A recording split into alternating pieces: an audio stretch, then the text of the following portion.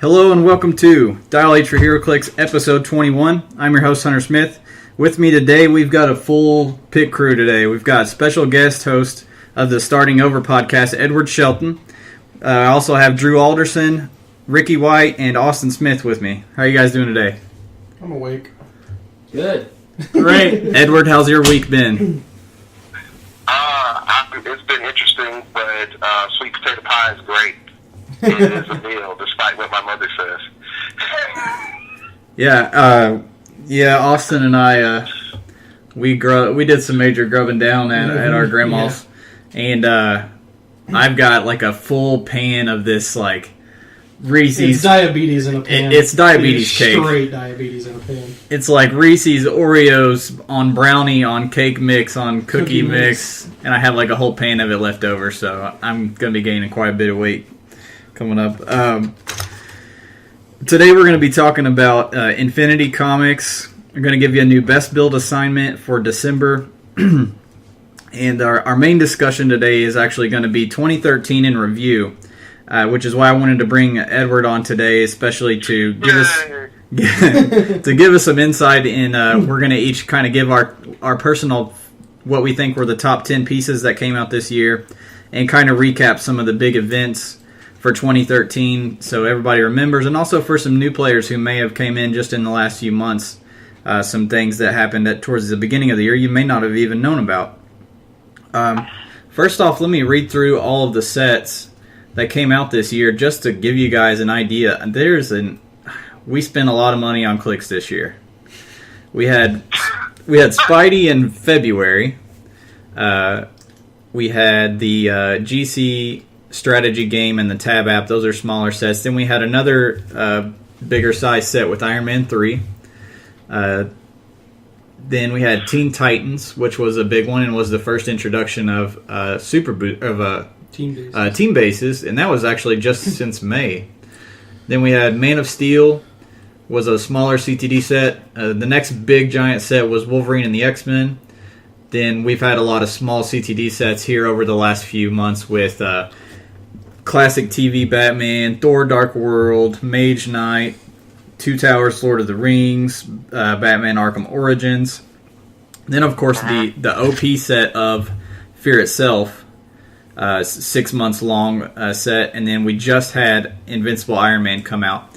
Now, there will be no more sets, as far as I can tell, on Heroclix.com between now and the end of the year. And given WizKid's track record, I don't think anything's getting moved up. Yeah, everything gets delayed usually at least a week, if not 2 or 3. So we won't be missing anything between now and January 1st. So that's quite a few sets. It'll be an okay holiday season. At least we'll have money to spend on the holidays. Yeah, true. Out of those, what do you guys... Now, we're not just talking like meta, what are the, what pieces came out in which sets, just your personal, like, 3 favorite sets. What do you think, Edward? What kind of is close to your heart this year?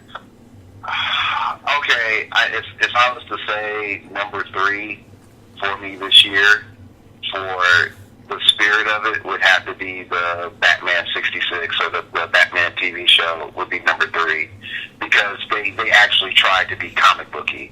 And there's only a handful of characters in there that I'm like, oh yeah, those guys are strong, but they're not crazy. I do something where I warp time and space strong. Yeah. The next one after that would definitely, and I know this one's going to sound strange considering how much hate I gave all the team bases, but Teen Titans. Teen Titans has a lot of good figures in there that I think that people are going to start rediscovering now, since team bases have been nerfed. And really, if I was to say like the one that gave me the most emotional high, it would have to be Amazing Spider-Man, because like after Amazing Spider-Man came out, it was like the best of times. Mm-hmm. Everyone's like, oh, the game is getting back, and look, and I can do this, but it's not broken and it's fun. So yeah, that's how I would rank it. Yeah, I agree. Right, Amazing Spider-Man was one of the better moments for sealed, I thought too. I thought it was a great sealed set, and you're right. The game was almost, I won't say perfect, but it was at an excellent point where we didn't have things that were just outright dominating at every venue across the board and pieces that were like plug and play as much as we do these days. I mean, of course, there were a few things that were super strong. Then, I mean, Brother Voodoo, even without Heroes for Hire, was still really good, and so was Ghost Rider, but they weren't the powerhouses that they became once the ATA came out, especially Ghost Rider. And it was pre-team basis, so yeah, it really did feel like, I was thinking about that the other day, looking back at ASM was like the perfect time for Heroclix, and I feel like with these watch list changes, I agree that they're going to hopefully lead back to that sort of feeling. It was the best. Where you're going to be excited when you go to your ROC tournament to see what's going to place well and what kind of teams are people going to bring with these new changes in effect. I'm really excited, and I've been doing a lot of team crafting this week and trying to get back to the roots of no team bases, you can of course still play them, but they're not the outright dominant you absolutely have to worry about, and playing your team around how does my team fare against Heroes for Hire, because I know I'm going to face 25 of them on my way. So yeah, I think you're absolutely right. ASM was a great time for Clicks. Let's go with our other guests. We'll let the guests go first. Ricky, what are your 3 favorite sets? Captain America, Captain There was no Cap set. Did Cap come out this year? No, I would definitely say Amazing Spider-Man's probably my 3, because we got Moon Knight, and like Edward was saying, it was a time when playing Sealed was still like really fun for me, because that was coming off the tail end of like No Man's Land and stuff, right? Yep. So, or right around the same time. So I don't know, for me that was a really fun set. Fear itself, I would say. I mean, I know it's an OP kit. Yeah, no, it is a good set looking at it in its entirety. I really liked Fear itself. I liked it in the comic, so it was a lot of fun to play those characters in Clicks, and then, using the hammers. Plus, we got a really good resource from it. And then I'd say Wolverine the X-Men, even though I was a little let down by it, I really enjoyed, because I didn't play when Giant Size X-Men came out, and I don't have a lot of those pieces. So getting an X-Men, centered set was really fun for me, and then, with the team bases coming out in Teen Titans, I wasn't super interested in them because it was a DC set, and except for, Justice League and stuff like that, I didn't really want those team bases, but when Wolverine X-Men come out, I really wanted to collect those, and they look really cool on the shelf. So. My number 3 is Teen Titans. I'm a huge Teen Titans fan. I would have liked it. It would have definitely been number 1 if the set would have included less New 52 stuff and less kind of side things and more focused Teen Titans pieces. I also didn't care much for the chases. I mean, that storyline is okay, but the set was still good, and it gave us a lot of fun pieces. I really like the Ray still from that set, and Static Shock is one of my personal favorites, even though he's not. I love Static Shock as the character and the figure. I just think those trash can tokens, man. Before Precision Strike, you are not hitting Static Shock on the first time you go after him, man. You're not hitting him. Teen Titans probably number 3, Spider-Man probably number 2, and Wolverine the X-Men's number 1. I'm also a pretty big X-Men fan, especially an X-Factor fan, and we got the full, basically every member of the X-Factor in the Wolverine the X-Men set. It might as well have been called an X-Factor. So I was really happy with that. I also like Spiral a lot, and even though she came out stupid broken, I really liked the figure. I liked the sculpt, and I think they did a good job with her dial. And the team bases, I'm also a big Cosmic fan, and we got the Shi'ar. And just the individual figures are really good and really fun to play. Warstar is a blast to play. He's probably my favorite out of the individual Shi'ar pieces. But those are the big 3 were my favorite sets. Austin, what did you like? My number 3 is probably Invincible Iron Man. Now that I've had a chance to sit down, really dissect it, look through the pieces, and a chance to play it sealed, it is a well-crafted set. I like it because they dialed back a lot on the willpower and Indom a lot in this set. They're kind of going back to where positioning and turn pacing matters, where you let your opponent take an extra turn so you could clear and be prepared for when they move in. I kind of like that feel of the game coming back. It's what I loved about the Street Fighter sets. And there were some cool pieces in it. There were some fun interactions, stuff like that. I like the set. It's not my favorite. I was really hoping it'd be my favorite, but it definitely earns my 3 for the year. My second set's actually going to be the Iron Man 3 movie set. Overall, this set, doubling up on Iron Man here, overall the set actually had a lot of playable pieces for a movie set, which a lot of the movie sets, they had, like the Dark Knight Rises set had some good ones too. Oh yeah, that's still my favorite set. But I liked how many support pieces it had that I felt like I could throw on a team and really get some good use out of. Killian's made his way onto some meta teams. I saw him at Gen Con in a couple top 10 teams. War Machine, baby. That War Machine. And Iron Man, Iron Patriot, I'll get into more later. I love that piece. I know Edward's a big fan of that War Machine too. Yeah, actually, I think you brought him up on the last time you were on the podcast. The 225.1. My number 1 is actually Fear itself. I think it set a good precedent for future OP events. It was a very good set. It had a good mix of characters, a lot of really cool sculpts and abilities. It showed that thematic events can be done in a really cool vein. Like, No Man's Land was cool. Fear itself having its own set to go with it was awesome. And it really makes me excited about the upcoming War of the Light event. I think Fear itself is a good set in and of itself. Yeah. It kind of sucks when you play it mixed with other things because a lot of those pieces are bricks, so they fall down heavy to Mind Control, Psychic Blast, Outwit.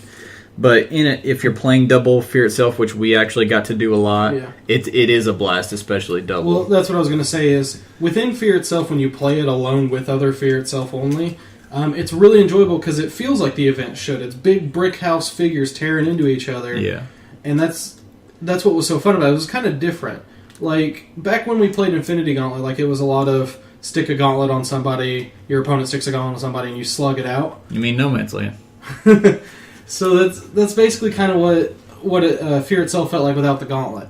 It was fun to take these big, huge super strength figures, just grab objects and smash each other over and over again. Punky Drewster, I know you want to put Mage Knight on your top 3.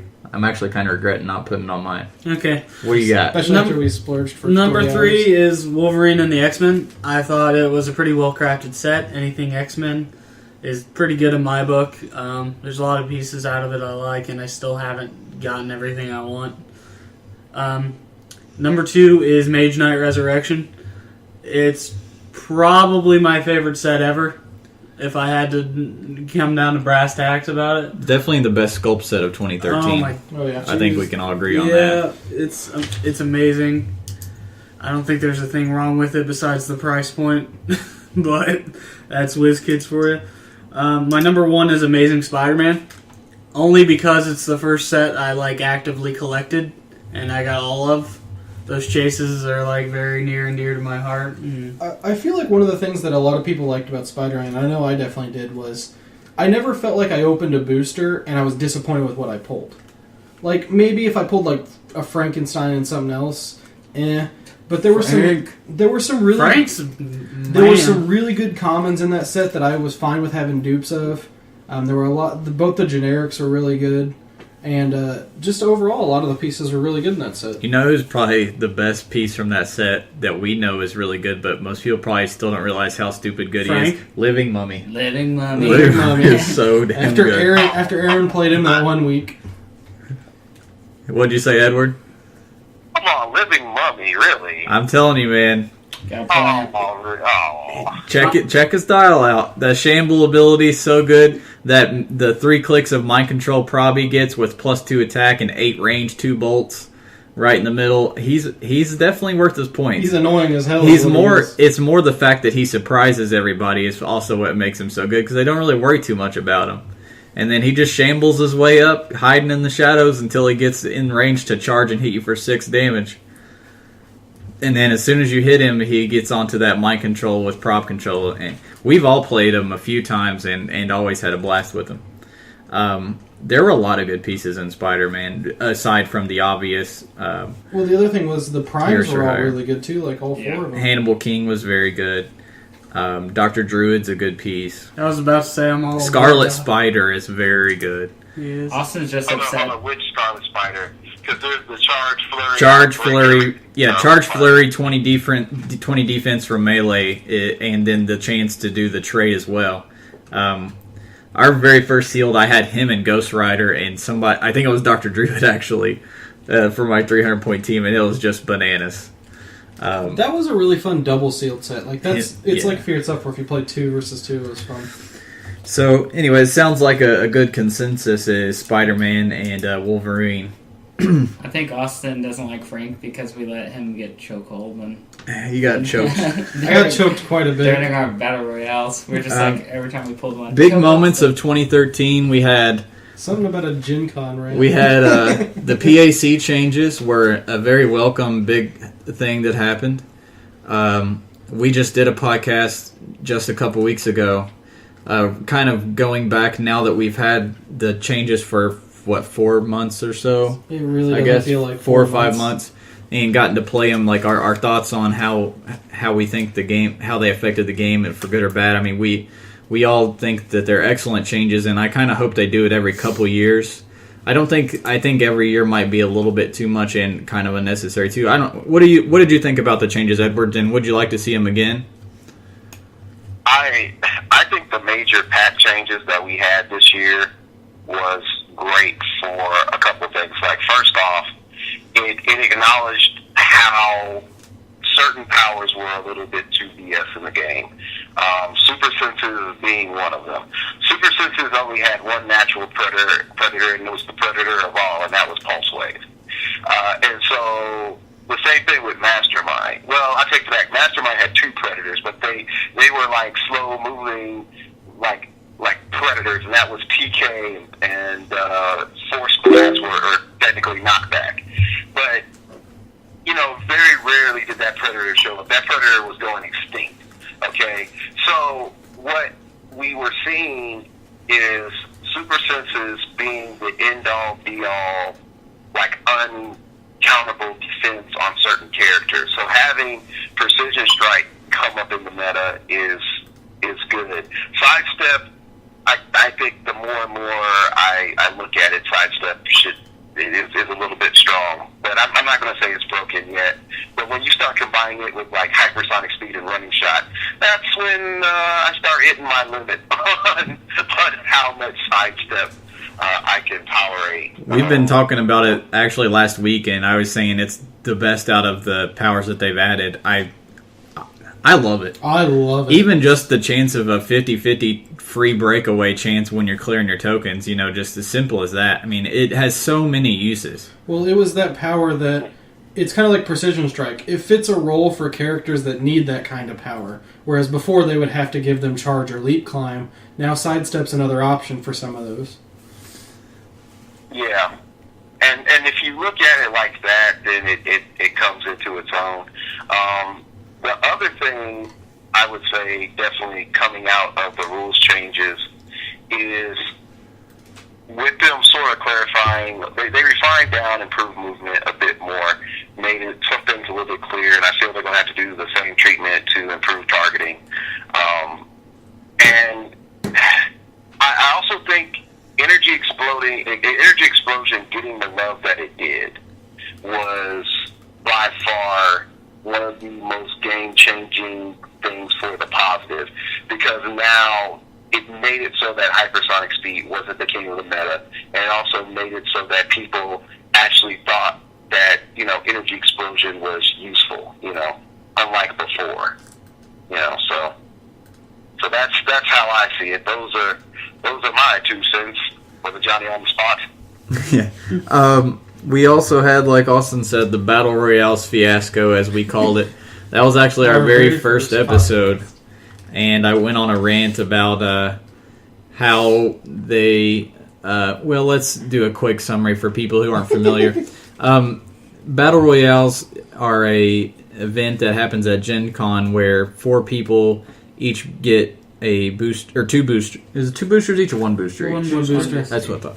Everybody brings 1 booster each. You open and you kind of switch draft past your booster round until they're all gone. Then you play a battle royal.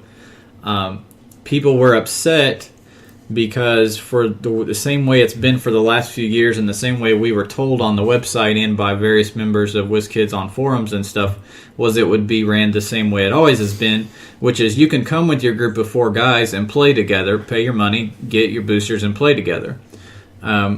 Then once a couple weeks before Gen Con started, but after Origins had taken place, they said, no, we're not gonna. You'll no longer be able to know who you're gonna play. Basically, we will randomly assign you tables.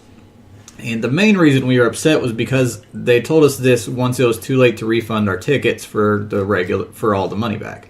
You could, if you went to a different line when you got there, waited in line, and then you had to take like a 10% dock off of your total and a bunch of bullcrap.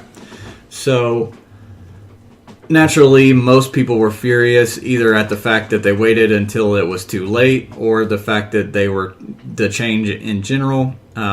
There was a big argument about it for about a good week at least. And then they finally said, okay, we're going to... the other part about it is they gave a option of you can either do Battle Royals and we'll completely randomize you, or you can pay extra, use super boosters, and we won't randomize you. So basically what they were saying is collusion is okay as long as you pay our premium price for it. So it was kind of obvious it was all a bunch of bullshit. They changed their mind and basically said this year we'll run it the way we always have, but next year expect changes. So they kind of gave in on it to the consumers. What was you going to say? I was going to say my favorite thing about our first episode where we rambled about that though was I've seen so many people comment and say like that was the moment that sold them on our podcast because they knew we weren't afraid to call out WizKids on bullshit. I know it didn't affect everybody, but it affected us because we had just paid $144 each on generic tickets to do Battle Royals across the whole weekend of Gen Con. So we were each pretty peeved. And anyways, that was a big thing that affected a lot of people. Edward, did you get to go to Gen Con this year? No, I am in the category of the economically disabled. I feel you. So I am unable to go to the Gen Cons. I've heard of it, and I've helped many people build their teams for it. But unfortunately, I am never going to be a participant anytime soon. Yeah. I think the one thing I've learned since doing my show is you learn how good you are, and then you also learn where your limit is. You can be Mr. Miyagi, that does not make you Chuck Norris. So I can tell you how to wax on, wax off, Danielson, but don't expect me to go out there and break boards with my beard and stuff. Yeah, we are just kind of lucky that we live so close to Gen Con, or else we probably wouldn't travel a couple. I mean, unless it was like Columbus or you're something. You're in Kansas City, right, Edward? Yeah. Yeah, that's a pretty long drive. Speaking of which, how about those Chiefs, man? Man, I've hated Chiefs for the longest time, and because they broke my heart. How the heck do we not win a Super Bowl with Joe Montana? Okay, we had Joe Montana, and we couldn't win a Super Bowl. But did he bring Jerry Rice with him? No, that was his mistake. Well, I was going to say, there you go. That's what we should have done. But this year the Chiefs are doing better, but my opinion is they have to get far in the playoffs for me to start rocking the red again outside of Target where I work. For me to get them wear a Chiefs shirt, they're going to have to get pretty far in the playoffs before they get my heart back. Some other big moments we had this year. We had, of course, the watch list that's just been over the last month or two, where we had some pieces post Gen Con that were, I guess, so dominating the game, and we're kind of getting out of hand with a lot of free actions here and there. That kind of free actions were given out like candy, and so some pieces saw some changes. And here, just within the next couple weeks, we will be seeing exactly how those affected the metagame. There's a pretty big ROC tournament coming up next week, right? Yeah, Majestics. So there's Majestics in California.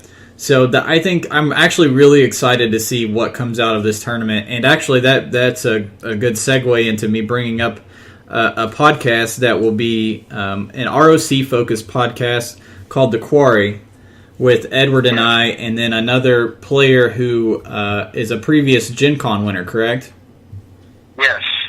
Pretty much what is going to happen is with The Quarry, I decided that A, I wasn't going to do this by myself every week, and then B, downtimes between me doing official promotion, people still want to know about the meta, but they don't want to listen to me talk for 30 minutes. And so then I thought, who else do I know actually knows Heroclix and is not sort of full of it? And so the list got really short really quick. And then after that, it was a decision of, okay, who actually can I work with and actually contribute something? So, no offense to my other friends that I know and I do Heroclix with and play with and et cetera, so on and so forth. But pretty much I was like Hunter and Dan, those two cats will work, because at least I know that we'll get a multifaceted interaction. And then, and even more so, I understand, like, Dan's about to get married and Hunter has a life in his own show. So asking them to come on every week would be a bad idea. So having a situation, periodically they would come on, we record a show, would be a lot better. And also, I thought it would be like good exposure for Dial H, because once a lot of people know some shows from the realms, but not everybody really checks out a majority of the content. And so I after listening to you guys, I was like, oh yeah, shoot, everybody should be listening to this. So, it gives you a chance when we get everything set up and we record that first big episode, hopefully sometime next week, because I have episode 1 recorded. I did that today. So hopefully sometime next week, we'll be able to get the preseason ESPN lookout thing going. So I'm looking. That's the thought process. I'm looking forward to it. Not only doing the podcast, I was going to say I'm also very looking forward to just seeing what does well at this tournament with the change. Do you know for sure, Edward, if the changes from the watch list will be in effect for this tournament? Have you heard anything? I'm pretty sure it is, and for the main reason I say that is that no one would be going to a tournament if it was running on old rules. Yeah, I don't think anybody would. I've actually just had this discussion with Phil, who's another person who comes on our podcast a lot. He's a local judge, and his venue is going to be running an ROC tournament in a week or two. Excuse me. And I was kind of asking him, are you going to have old rules in effect? And we were kind of discussing yay, nay. And my thing was, for one, it encourages people who do well in this tournament and get points to qualify for bigger events. It's not going to do them any good to play pieces that are going to have totally different rule sets whenever they get to the next event. And they're not doing themselves a favor, not just for everybody else, but for themselves. They need to build a team that, for one, requires a lot of thinking and planning and creativity, so that when they go to the bigger size tournaments, they will do better against more different diverse teams and won't be relying on things that aren't going to be the case for a long period of time. So I know our local one will have the watch list changes in effect, and I really hope that this Majestics tournament, and there's another super qualifier, I think, this next weekend in Maine, I think, that I hope they both have the watch list changes, just so we can see what kind of rises to the top. And I think it'll be a pretty diverse top 8 in both of them, top 16 in both. I'm hoping. I'm excited. I'm hoping. But for anyone that still wants to put in their 2 cents, there's a thread on AC Realms about what should the top 8 or top 16 format should be for Rock. If you go in, hit forums, then go under Realms Open Championship, then hit Rounds Over Championship General Discussion, and there's a thread about Rock format. Go and comment on that, because Howard really wants to know, and they really are debating should the format change. I'm pretty sure it's not going to be 400. I can pretty much guarantee it's not going to be 400. So the question comes in, what is it going to be? So, within 300, 350 would be weird. I don't even know if they would do that, but I think the question is how we're going to play with the 300-point format. Yeah. I've been kind of keeping an eye on that thread and commenting here and there, too. So moving on from the watch list, we also had Wolverine and the X-Men had a lot of problems on launch day. Oh, yeah. We had... My brick had a lot of screw-ups. Drew had a brick. Drew and another local player bought a case together. Drew's brick had... What, his chase? Okay, I had both the chase and the prime. I had a Magneto, the regular Magneto, 37A, who was not on a Switch Clicks base. But was supposed to be on a Switch Clicks But base. was supposed to be on a Switch Clicks base. And he broke trying to get off of the base, thinking it was a Switch Clicks. Didn't you have an Iceman from the team Yes. base? Yes. He pulled an Iceman that was supposed to be on the team base in his booster.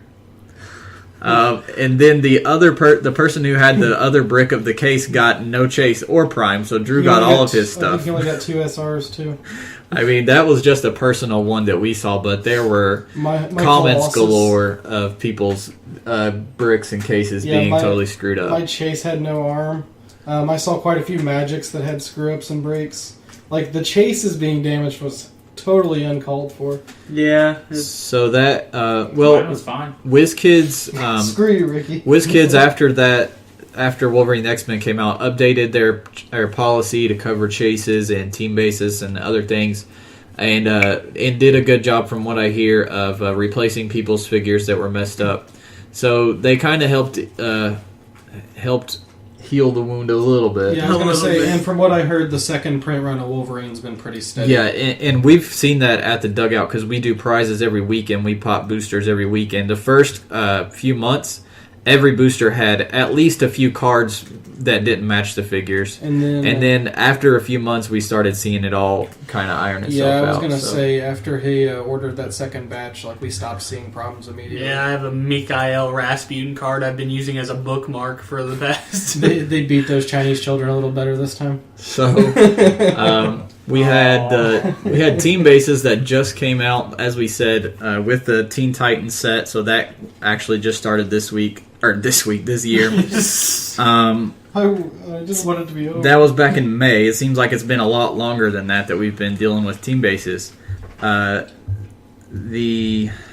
don't really know if I can comment on the reception of team bases, because I feel like most people, at least that I know, and I know most of us in this room, and I don't know about Edward, he can chime in, but most of us, when the first team base was spoiled, and I don't exactly remember which one it was, but we saw the mechanics It was of the original Teen Titans. we saw the mechanics of exactly how they were doing it with the characters on the base, and you basically giving one action to do a bunch of different shots and swings. Like, we all were like, that seems really boring to play, and B, just kind of like a shelf piece and not an actual figure. And then as people started playing them, it turned out they're really stinking good, especially particular ones, and especially when you really learn how to take optimal advantage of solo adventure. So I feel like most of us, even before we even played with them, kind of thought of them negatively, but I mean, I'm sure there are a few people who are excited for them and still think to this day that they're a good idea. If I could go back in time and slap the designer of Team Bases, I would. Edward, what was your thoughts coming into team bases and at the beginning? I can't lie. Like, initially when Team Bases came out, I was like, this is the dumbest thing. And then I saw the Justice League, and I was like, this is the brokest thing possible.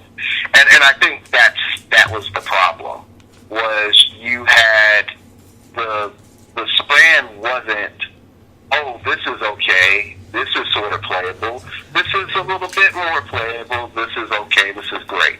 You had, this is sort of suck, and this is completely broken. Like when they first came out, there was no middle ground. And even if you look at the Teen Titans style, like, I remember sitting in my office having having a conversation with Dan Moran. And, sorry, Daniel Jones. I just call him Moran because that's his realm's name. But I remember talking with him, and I was saying to him, like, man, Dan, this whole thing is weak. Titans is not that good. I think, we're going to see something a little bit better, maybe, just maybe. And he was like, man, this is great. Give it a chance. Look at this, that, and the other thing. And I'm like, no. And so he told me, like, hey, guess what? You don't know this, but if I actually think that Teen Titans can do something at Gen Con, I looked at him like he was crazy. Well, actually, I not looked at him. I looked at the phone and thought that he was crazy. And he's like, just wait, team bases are going to be awesome. And then, lo and behold, he was right and I was wrong. And so that's something I'll admit to him. And, after the massive, pushback from I guess WizKids sees us as consumers and not customers, but they fixed it.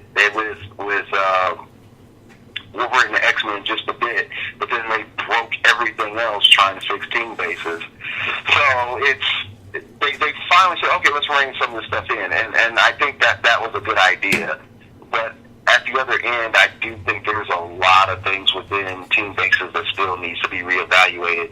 Definitely when it comes to solo adventure, because as it stands now, there isn't any restriction on what that solo adventure character can technically do with other mechanics in the game. And I'll leave it at that. Because if you look at all the things that you can do within the realm of Heroclix from mechanics, there is nothing stopping a replacement character from doing those other elements at all. So, but yeah, I was happy at first, and now I'm like, okay, they're still good. I don't think they're broke strong, but I think they're still good. Oh, I agree. They're definitely not we're still going to see them, a decent amount of them in the top standings on the next two tournaments. I do like that it's at least going to dissuade some of the players, and maybe this won't be at I won't be talking about at a meta level, maybe at a local venue level. They're at least going to dissuade some of the players who are not that good to be able to just take a piece and plug and play and never learn how to actually play the game and build an efficient and balanced team.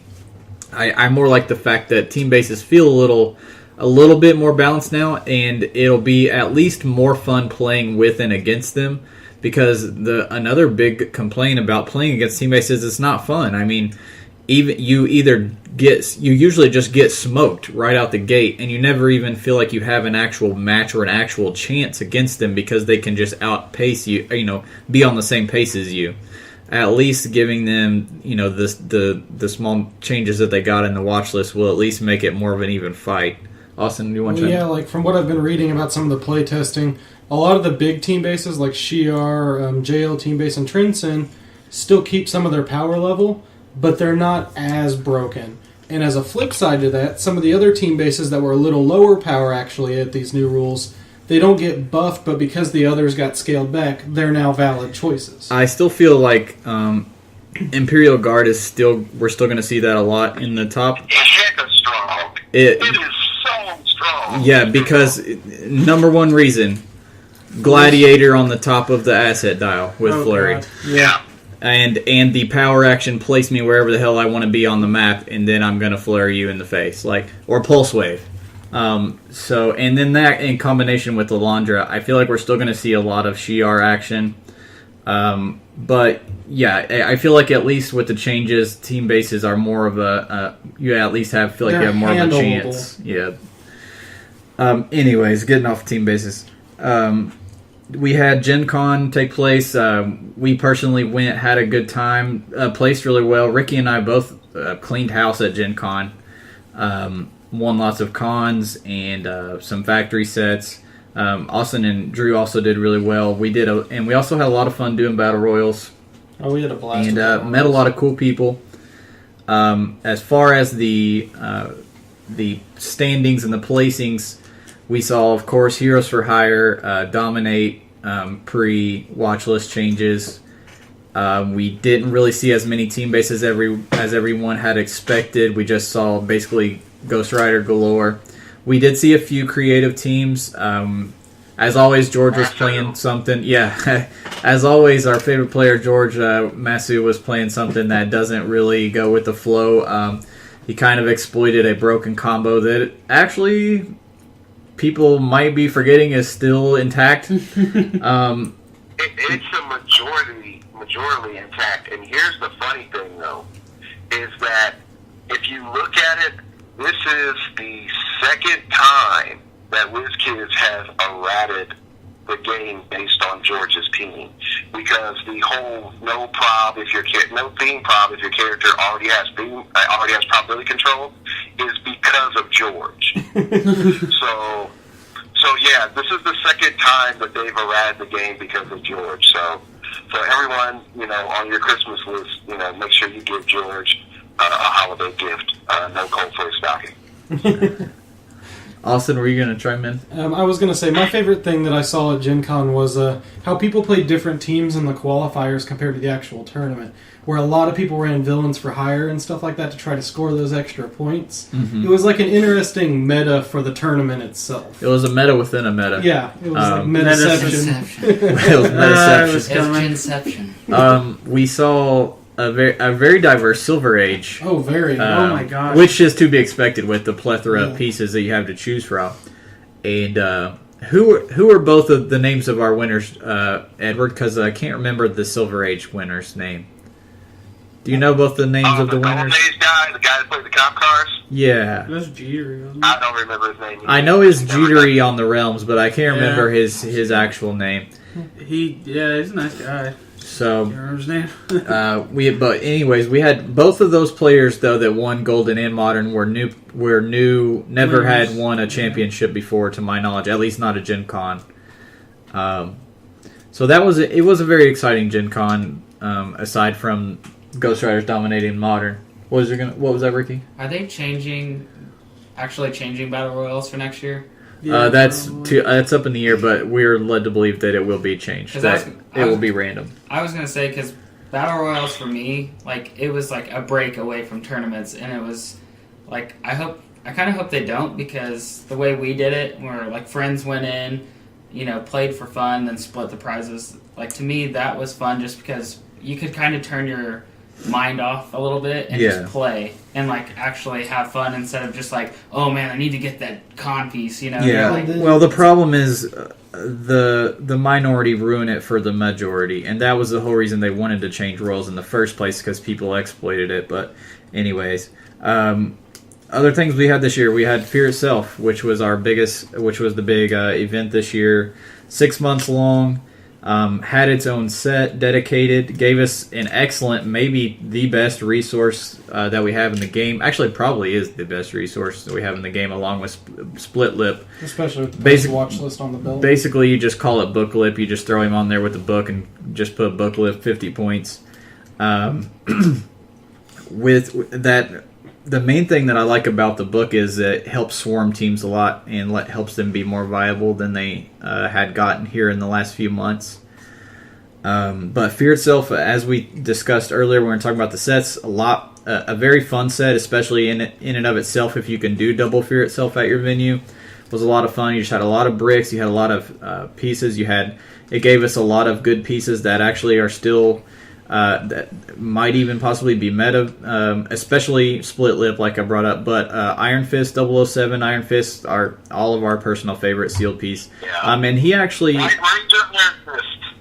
he was in a top 8 team in Modern Age, I believe. He was in a Heroes for Hire top 8 team with Brother Voodoo and Ghost Rider, and then a handful of really good pieces, Doctor Strange and some other guys. So. It was a very fun set. I think people got a little burned out on it after 6 months of it. I think War of the Light's addressing that by doing the 2 different boosters. Yes, that was a very genius thing that I saw. When I first saw that, I was like, ooh. Until the second set of boosters are going to be $10 more. So will that be 3 months and 3 months? 3 months and 3 months, but here's the fun thing people are talking about. A lot of people are saying, with Fear Itself, how they had all that extra left over, they're hoping they have enough to where the last few months they could do one of the first set, one of the second, and then towards the end, like 2 of the second. That's what we're going to be trying to do at our venue. So we had Fear Itself and Book of the Skull. Those were two big moments of 2013. Anybody think of anything else I'm forgetting? Dragon Con. Dragon Con had some great teams that came out of it. I mean, you had the New Mutants team base that I don't think a lot of people saw coming. Well, I guess George was running that Villains for Hire New Mutants combo with the Deathstroke. That was kind of weird. Yeah, there was also Origins, which was Daniel Joyner. Was that who won Origins? Am I getting that right? For some reason, that name's popping in my head. No, I don't think Dan won Origins. Okay. But the guy who won Origins, it was what, like a week after the Heroes for Hire ATA came out or something that? Yeah, it was a guy that plays with Dan. Okay, That's in the same area that he won Origins. So yeah, that was our first, just all of a sudden, boom, Ghost Rider is broken, and now everybody just proceeds to break them even farther and farther. Have we heard what ATA he's designing? No, I don't know. Because whoever wins Origins gets to design an ATA. I haven't heard anything about that. Anybody got any other moments I'm forgetting? Edward, can you think of anything major that you feel would be listed along with these? I really am going to say this, and I think there's 2 things that really stand out this year. That's like ahead above everything else. One that did happen, and the other that didn't happen. And I'll go into the one that didn't happen. The one thing that didn't happen is that we didn't get more vehicles. And I knew once we got the vehicles inside of Streets of Gotham, that WizKids was like, oh, shoot. Like, we don't really know what we're fully doing right now. Like oh, shit, we probably need to, like, slow things down just a tad because with these vehicles, because, buddy, these are way stronger than what we want them to be. And so, just for the fact that we didn't get more vehicles, that part, I really do think is noteworthy for this year. The next thing that I would say that did happen is from a game design standpoint, I think WizKid is actually saying and willing to admit we can make mistakes. I think that is a huge deal. And then for some people that haven't played as long as I have, they don't realize how big of a deal that is for WizKids to actually admit that something that they did isn't working as intended. So, it takes a lot and for them to admit that, and most of the time they don't. So those are the 2 biggest things that I would say that stood out for me for this year. Austin? I was going to say, I kind of agree with the vehicles thing. I was kind of shocked we didn't get a Marvel vehicle follow-up. It was kind of weird because, I don't want to say it's weird, Iron Man would have been kind of a set to do it, had they had a little more of an Avengers feel to it. But I was kind of shocked because, there aren't as many Marvel vehicles as there are DC, but there's still some they could have done. Some cool S.H.I.E.L.D. stuff would have been nice. I think we were all expecting it in Wolverine and the X-Men. We even sat and talked for a long time about what we thought the vehicles would be. We all thought they were coming. With 3 of them. I don't know if that was because they thought vehicles were too good and that was a way of not doing anymore. That's what I was going to say. Then again, they still did team bases after the DC version. So, well, what vehicles saw play? There were 8 of them. Cop cars, Bugs to an extent, and definitely Batcycle and GCPD. GCPD Motorcycle is still one of the best pieces in the entire game. Yeah. Yeah. Batcycle is broke strong, too. Yeah. Like, in the right setup, for how much you pay for 25-point Batgirl from the gravity feed. Yeah, and then if you think about it as well, like, and I'm going to double dip here and say, if you look at what WizKids is doing with the game, they're saying, hey, you get to customize your force however you want to. And if you need your guy to have running shot, and willpower, guess what? You can put Noel's Hammer on there. You know, do you need your guy to, like, have a bazillion powers? Well, you have these options and these options. And so what we're encountering, now that they've gotten some of the glaring brokenness out of the way, is adaptive play styles. And I think that's the cool part. The problem comes in is that they didn't think about how that affects total design. And I'm looking at some things right now, and I'm betting like if Zoran or Norm were here, they were like, don't worry. But for me, I'm like, oh my gosh, if you overlook these small things here, what I can't even talk right now. What cataclysm is coming? And I'm the prophet of doom standing on top of my brick of Iron Man. It's not a soapbox, it's a brick of Iron Man. The improved targeting is bringing you have Iron Man set that introduced the negative twos to attack. And they're specifically there to counter the Book of the Skull. But when you take the Book of the Skull away, or you take the Phoenix Force away, and we're not getting crazy stats anymore, what happens to the rest of the teams? What happens when I start multiplying these negative 2 effect guys, and I start bringing people to -3 attack all of a sudden, and they don't have any stat mods? What then? You know. Well, but that's me being a little bit too pessimistic, maybe. Well, it stems out of your big thing that you always say, which is 110% right, is they hand out stat mods like candy all the time, and now they're having to combat it by putting all these negatives in there. But if you don't have the stat mods... And you're right, they don't. When you don't think of things in the long run as far as game mechanics, then you end up having to fix your own mistake, and then it makes it worse. It's like any kind of art thing you do. When you try to be a perfectionist and go back and fix it, you always end up making it worse than it was before, and you should have just left it alone. Like... You're right. Go ahead. I made a joke this afternoon with Mr. Howard Brock, and I said, WizKids are like the Time Lords from Doctor Who. Yeah. They see the meta in the game not as a person within the time that has to deal with it. They see it as a person outside of time, and they see it as a particle wave equation. That, oh yes, this is coming, so it's okay that this is fine for right now, ignoring the fact that their own personal turnaround is 6 to 8 months. If you look from the initiation of a problem to the recognition of the problem to the resolution of any problem WizKids has done, it has been 6 to 8 months. And you're talking about how much of a player base are you losing in 6 to 8 months? That didn't return. Like, I've seen 2 venues of mine near me die because of their failure to act, and better yet, their failure to have good game design. Like, we're trying to rebuild one of them right now, and it's just ridiculously hard because very few people trust WizKids, and they spent all this money. And so you have the camp that spent all this money, and what was broke is no longer broke. And you have those camps that spend all that money to have fun, and now they're emotionally damaged by all the broke stuff that's happened.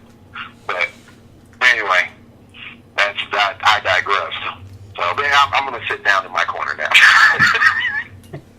What he was saying earlier, I think it is refreshing that WizKids does address, even though it might create some problems later, they do listen to us to a certain extent. They heard the Battle Royale fiasco, and then they changed it back because they knew they were going to upset their consumer base. Well, they were going to lose a lot of money. Yeah. They were going to lose my money and a lot of other people's, and they were going to get an earful from a ton of people. And not only that, I brought it up on the very first episode.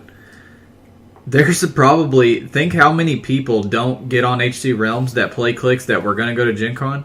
There's a lot of people who don't even know what was going to happen. Yeah. Like, they would have shown up and not had a clue that all those changes were going to take place. And then what do you think the outrage would have been if they travel 4 or 5 states to... I mean, we met some people that were from all across the United States there. And if you traveled 3 or 4 states to get there and then are told that you can't do what you've been told and what's on the official website, there would have been a freaking... I don't even know what. It was one violent neckbeard. One violent neckbeard, and then we all would have fallen into the ramble. Gen Con for me too is like an eye opening, like you were saying, an event for me because I saw all these people from all over the country, and it was like, wow, This is how big our game is. Clicks is a lot bigger than I expected. You know? Yep. Because I mean, at HC Realms, you kind of get that because you can kind of see where people are from and whatever. But you know, seeing all those people travel to one venue and then spend 4 days with them, you know, we left there knowing more people and friends and stuff. Mm-hmm. It was cool. Next, we're going to get into. Lastly, we're going to talk about top 10 pieces. Each kind of give our and you could easily do a 20 to 25 on this, but it's going to be hard to kind of narrow it down to 10 because we had so many sets come out this year. But top 10 pieces, we're going to stick to modern, so we're going to take a Mage Knight and Lord of the Rings out of it. We're just going to go with modern top 10 pieces overall that came out this year. Austin, you want to go first? Yeah. I mean, I went down the normal list of... Mine might as well be watch the list at first. Ghost Rider, Shi'ar, Imperial Guard, Justice League Team Base, Trinity of Sin, Batmite, Brother Voodoo were the big ones, but down the list I got to some things that are more recent that I think are going to be big pieces that are really top pieces. 100-point Scarlet Witch from AVX. I think a lot of people still aren't realizing. You stole it. Go ahead. I think a lot of people don't realize she can knock out ATAs and stuff like that. There's a lot of capabilities with her. Hunter, I played her once tonight. Hunter played her against her a few times tonight. I played against her twice, and she is so stupid. I thought I could hit her onto click 7 and she would die, and the bitch was still alive. And the fact that she has perp, prob, and support at the same time, and that in a conjunction with the Mystics and especially the trait, she's ridiculous. On that note, another one from Invincible Iron Man, the Silver Centurion. The guy was playing both those. Yes. Silver Centurion, I think, is going to be a big piece you guys are going to see a lot more of. He's completely immune to Pulse Wave, Penetrating, Side Blast, and Poison. He's outwittable still. And then he has a Torpedo trait where he puts a special marker on the map. Every turn it gets one token and can move as a free action 1 square. Well, if it runs into somebody, it makes an 11 attack damage value equal to the number of acceleration tokens up to 7 against somebody. So what you do is you control the pacing of the game by having this Torpedo. Because you leave it in the back and you just build it up, and your opponent has to rush you down and try to suicide somebody into the Torpedo or something to try to take the attack, or to sit there and just pray that you manage to avoid the 7 damage. It's definitely a pacing piece that screws with how you play. But he himself has Impervious and Shape Change, and you can't get through the Imperv because you can't Pinsai him, you can't Pulse Wave him, so you have to just hope he misses Shape Change and Imperv. Yep. He's a great piece. I think a lot of people are going to start seeing that more. I'm seeing him more and more since the set. In the last week, I've seen him show up more and more. The only thing he's lacking is willpower, and you give him Null's some Hammer. sort of resources, like some of the 3 of resources that give willpower. You give him Null's Hammer, and what do you know? He's got willpower. And not only that, he has... let me double check, make sure I'm right. Yes, he has Stark Industries keyword. Why the hell did they give Split Lip Stark Industries keyword? Because he works for Stark. I know, but... This guy in Split Lip should not have the same damn keyword. Anyways, continue your list. And then the last one on there that's like the non-traditional one, Iron Man, Iron Patriot. I think a lot of people overlook this piece. I haven't seen him played that often. I'm the only one I think of offhand that I've played him. For 200, 300, 400 points or whatever his split is. I played him one time. He's monstrous, isn't he? Yeah, well, I gave him Running Shot. The only thing that piece is lacking is Running Shot. I gave Running Shot, it never got touched. Just Running Shot, Pulse. He's got a duo attack where you can target non-adjacent. Traded Energy Shield, Defend. People always forget about that Defend. You can share his 18, 19 defense as a trait with somebody. And then he himself is a 21 or whatever on his biggest 400-point version. He's a monster. And the duo attack he has, one of them can be an action. So if he has Pinsai, shoot a Pinsai and then a normal one once you've knocked him off their main reducer. He's not a meta piece by any means, but when it comes to larger point games past the 300 meta, he's definitely one of the top 10 pieces to me this year, like pieces I would play, and I have played multiple times. And that's really... Oh, Scotty's Warbot. That was the other one. It's a 30-point Pog, probably the best Pog they've printed. It's a monster for 30 points. It's got Running Shot, Pinsai, Invul, and Leadership, I think. Yeah. And it's got high stat values for a 30-point Pog. It's just a good piece. It was a vital piece of the Winning Origins team as well. Yeah, and a lot of people... I've thrown it on a few teams, and a lot of people always just forget it exists. Ricky, what do you got? Ooh. Iron Fist. The common fear self? Yep.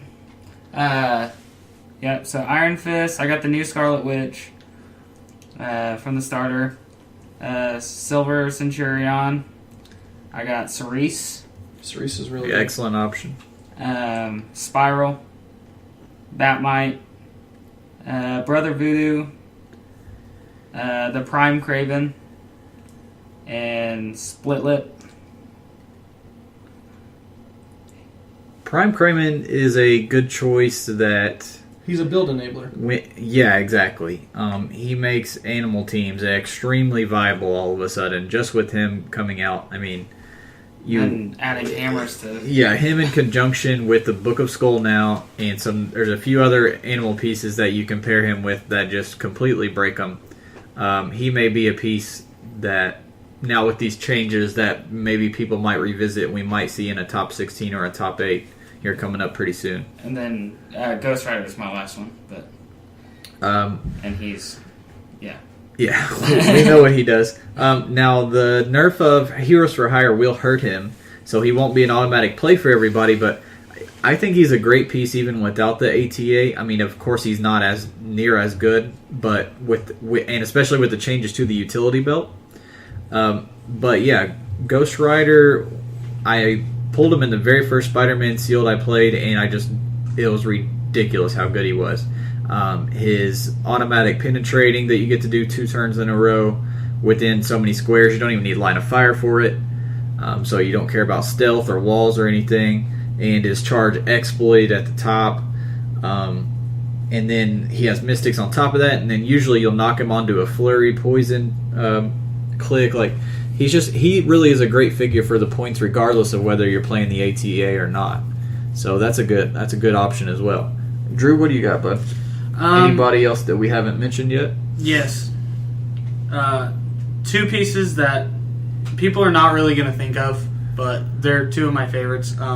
Loki from Fear Itself. He's like extremely valuable. 30 points. Okay. Yeah, 30 points. Gotcha. And he's extremely good. Gizmo from Teen Titans can do some... You took another one of mine. He's just amazing. He can give everyone a bunch of... Basically whatever they need. Yeah. Brother Voodoo doesn't need mentioning, really. Yeah. Everyone knows about Brother Voodoo. And, he's one piece that, for one, he was already on the watch list to begin. Yeah. And he's another piece that the Heroes for Hire nerf doesn't hurt him quite as bad as it does the other ones. Because most of the time you're going to use the Heroes for Hire ATA on somebody who attacks. You definitely are now, with the changes to it now that you have to specifically do an attack. So, Brother Voodoo, I actually played against him today, and again, every time I play against that piece, I just am just more and more in awe of how ridiculously good he is for his points.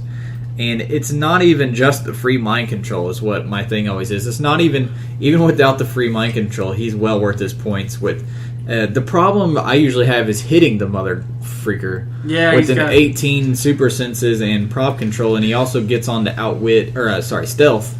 Yeah. And when he's next to you, he has poison and smoke cloud for free. So he smoke clouds himself into stealth. Then has there's his last 4 clicks. He has like 17s and 16s with reflexes and perplex. He's stupid. Perps his own defense up. Smoke clouds for free, so puts himself into stealth, and then makes you -1 attack. I mean, he's just so good already without the mind control. So he's definitely still going to be a top piece that's going to be played here very soon. Split Lip, Craven, Spiral, Cerise, Batmite.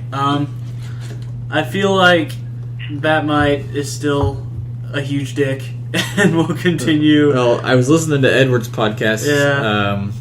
I haven't listened to the most recent one, but it was one or two before then, and you were talking about the watch list changes, and I thought you had an excellent analogy of WizKids basically just patted Batmite on the butt and said, "Don't do that again." And of course, like any kid, he's gonna do it again. You may have dissuaded him this time just a tiny bit, but you didn't really teach him a lesson, and he's gonna keep doing whatever it was he was doing. That little pat on the butt of, and now it's a 5 to 6 instead of a 6 is not going to be enough. Yeah. So, especially with the other pieces on the watch list getting changed and him not really taking any hit at all. And I got one more that they haven't mentioned, Shatterstar, who just came out of nowhere and... Well, the problem with Shatterstar... Yeah, was the belt. The problem with Shatterstar is they still didn't fix him. Yeah. It still doesn't prevent you from doing free actions after you do things. And I've been brainstorming this week on my teams, and I've already come up with like 3 different things that Shatterstar can do even after post changes that are on near game breaking. So yeah, he's right there sitting on your desk. They really didn't change him enough. And I don't know, Edward, do you agree with that? I think here's the thing that I think that they are afraid to say. You do this, and nothing else happens. Like, you can't do anything. You can't do free actions. You can't do anything like that. And I think the main reason they're afraid of doing that is that, one, they think people won't buy. And two, I think that they think that if you did something like that, it would prohibit the piece from being played. That no one would play that figure because that effect does not fit within the aggressive model of WizKids and the aggressive model of the meta, and we all know the meta goes from aggro to defensive, and it has that back and forth on the pendulum. But that's the one problem. The same thing goes with Spiral and with Magic, because when they made Magic, they pretty much said, "Hey guys, we promised you that we were going to get off crack and stop sleeping with hookers," and we did that for like 2 weeks, and then we fell back smoking crack and sleeping with hookers when we gave you AVX. Well, do you think that those? That's what they did. Do you think those pieces were designed before the changes, though? I think. Even if they were and they were in print, I think what they should have said is, "This is a day one errata." Like when they were doing the previews, they should have just said, "This is a day one errata." Yeah. It says this. Watch list came out. We've had a design change. Therefore, this works like this now. But they're going to let that slide, and it's going to go into next year, and then all that other stuff that's going to happen, and then we're going to have another watch list next year. And mark my words, Magic will be there, okay, and Scarlet Witch will be there, because they gave way too much stuff to Scarlet Witch to justify any other support figure. Just did. She has support, prob, and perplex. Yep. At an 8 range. Yep. We nerfed everybody else's support range. Yeah. Plus she takes away your team abilities. Plus she has a good attack and damage values. And I'm just talking about the 100-point version. She has an 8 range for perp too. Yeah, and Mystics as well. Yeah, Mystics and Avengers TA for your wild cards to fully whore out. Gotta love that. Bravo, WizKids. You proved that you're smarter than the rest of us meta players designing stuff. You detect that there? That's my sarcasm voice. Yeah. Yep, gotcha. I'm still working. No. Edward, I'll let you do your top 10, and I'm sure the guys may have said a few of yours already. Anybody? Y'all, you keep jacking my picks. You make me have to do new drafts, but I'm going to come out with the dream team, okay? All right. I'm going to dream team y'all, okay? First, and they are in no particular order, mind you, okay? All right, first off is Iron Man movie 3 set, and we're going to look at my man Tony Stark. And here's why. Tony Stark is giving us outwit, enhancement, willpower, Avengers Initiative, energy explosion, 6 range, coming in at 50 points. He is scary. He is really scary. He has the ability to promote into an okay Iron Man, but that Iron Man has a trait that says when you promote, you get other candy on top. Yep. So, Tony Stark, my man, my dog, my G, right there. Next up, same set, Aldrich Killian. You have Heroes for Hire? Not anymore. So says I, if I can get into range and you don't kill me too quickly. So I like the fact that he negates ATAs, plus he heals, plus he has barrier. I think that's really strong. Teen Titans, there's two characters in the set that I think that we're going to see a rise in their stock, just mainly for the fact that when people go back through, definitely with everything that's been going on, they're going to notice, like, oh yeah, I forgot about those guys. The first is Omen. The 98 points is a bit expensive, and I know folks are going to be like, I don't like that. But you have to think about that. She has a Perplex. She doesn't have what those little Iron Man, Invincible Iron Man characters have with -2 to attack, and that's the stat that you're locked into manipulating. She just said, she just says like, -2 to whatever stat that I want. And I don't need line of fire to shoot you or to perplex you down. And I got good range.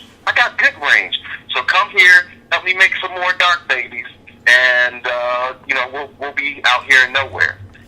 So add in her mind control, and then drop some hammers on her, and yeah, she's going to be something that's going to come around and scare people and give them nightmares. And that's if people start thinking. So the character from that set is Red Star. With all the hypersonic speed changes and with everything that we've looked at in the sets, 120 points for 7 clicks. His first click isn't that bad, but you get super strength starting off. That's really good. We have enough things in the meta to mess with that attack value to make it awesome. So for him to come out, pick up a heavy, and bash someone over the head for 5, and then run away around the corner, he's still going to do great. And even if you don't want to bash the character over the head with the heavy, and with the hypersonic speed changes, remember, he can come in, shoot, then duck around, and when he really needs to come in and do that heavy hit, he can push and do it, and then he'll go on to his charge, super strength, exploit clicks. I think people just went up and said, oh, team dials are broken, and they didn't look at anything else in the set. Then, fast forward, Man of Steel, and I'm going to say this one, and y'all are going to be like, I can't believe you said that, and I got to go look at that. Don't say Kryptonian scientist. Is no, it? Okay, just checking. I don't like the Kryptonian scientists. No, blasphemy. Go look at General Zod, number 3, unique. Go look at General Zod, because he has, if General Zod is 125 points, he is KO'd if he crosses the red KO line. Oh, I just played this guy. 225 points. I just played him. He's really nuts. good. And then when you get over the red line, he gets that indomitable. But the biggest thing is he has that mastermind, and he has that battlefield commander. Yep. And the battlefield commander, Master General Zaki's leadership, when he does, he may remove an action token from an adjacent character. He may instead modify that character's attack and damage value by +1. You don't have to share a keyword.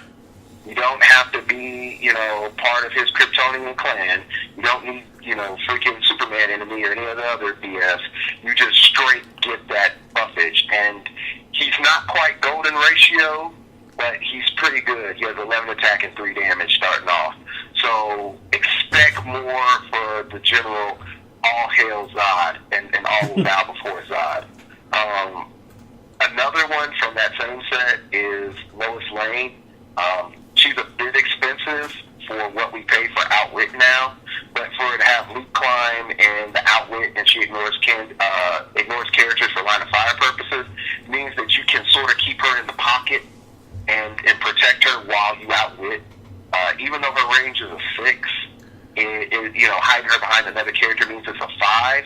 But if you're ignoring characters and you get dogpiled in the middle of the tournament, in the middle of that game, then yeah, that's when Lois Lane's going to get really good.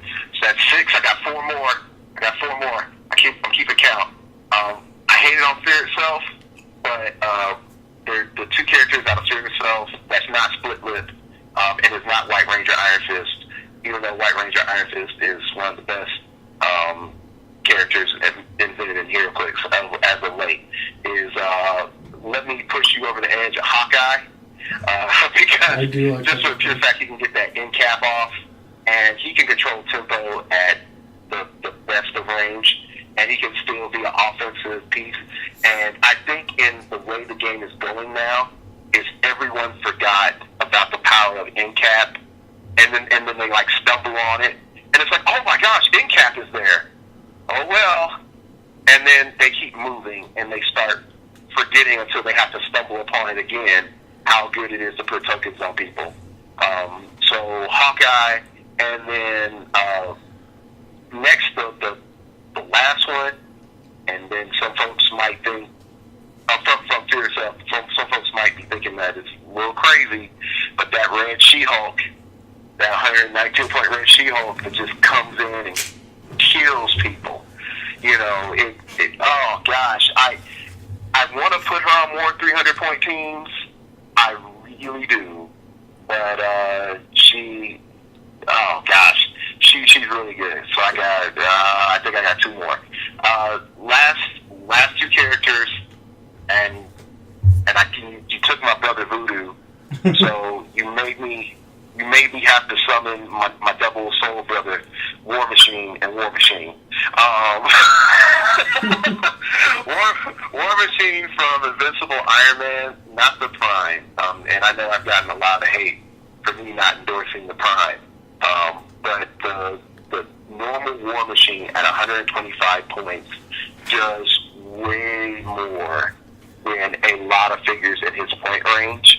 Not only that, if you look at how many clicks you get, how much damage reduction you get, how much move and attack you get, how many, you get 2 TAs, plus you can get Avengers ATA, plus you got armor keywords, so you can get all that new armor shenanigan goodness that's going on.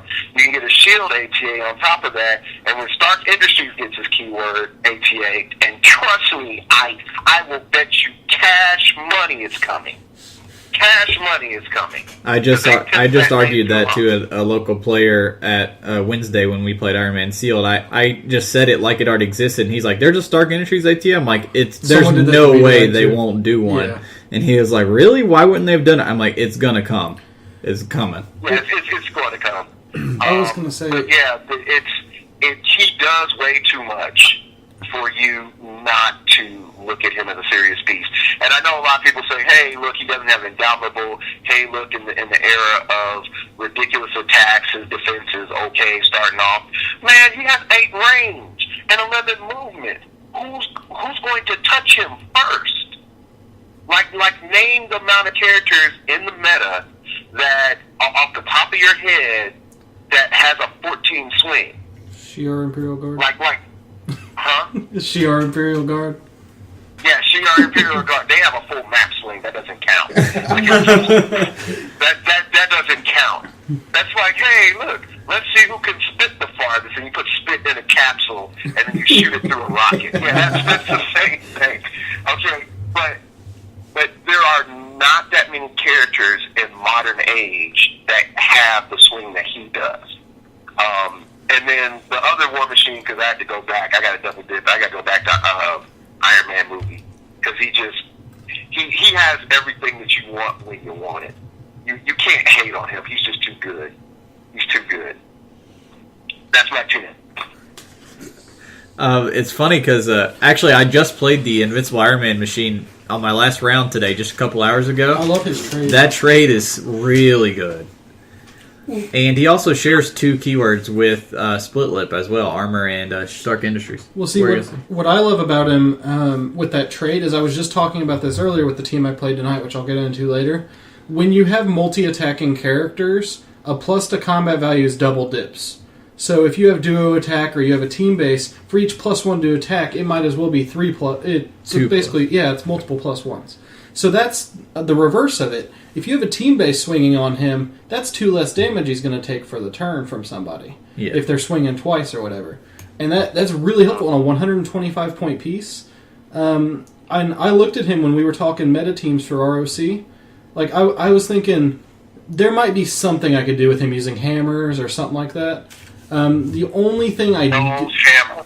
Yeah. Noel's hammer is everything. Especially when he breaks onto stealth. Stealth plus Noel's hammer, which would give him willpower too, would just be monstrous.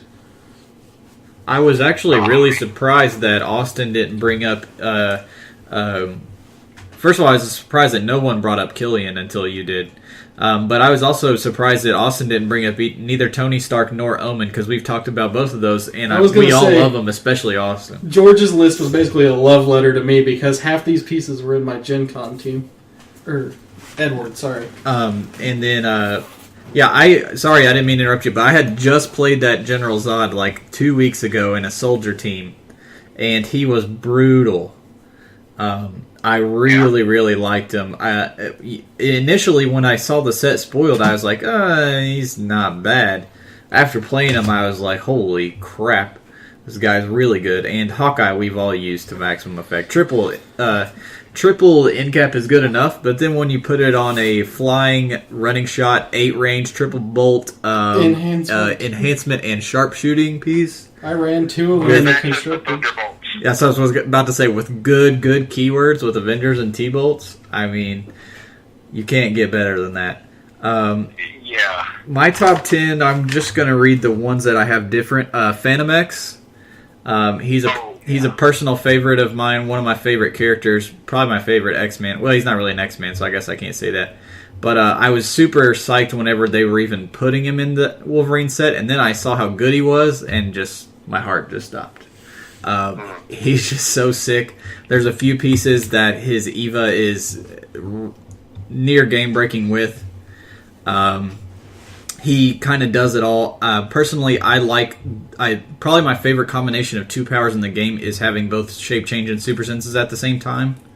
And he has both for at least the first 2 clicks of his dial.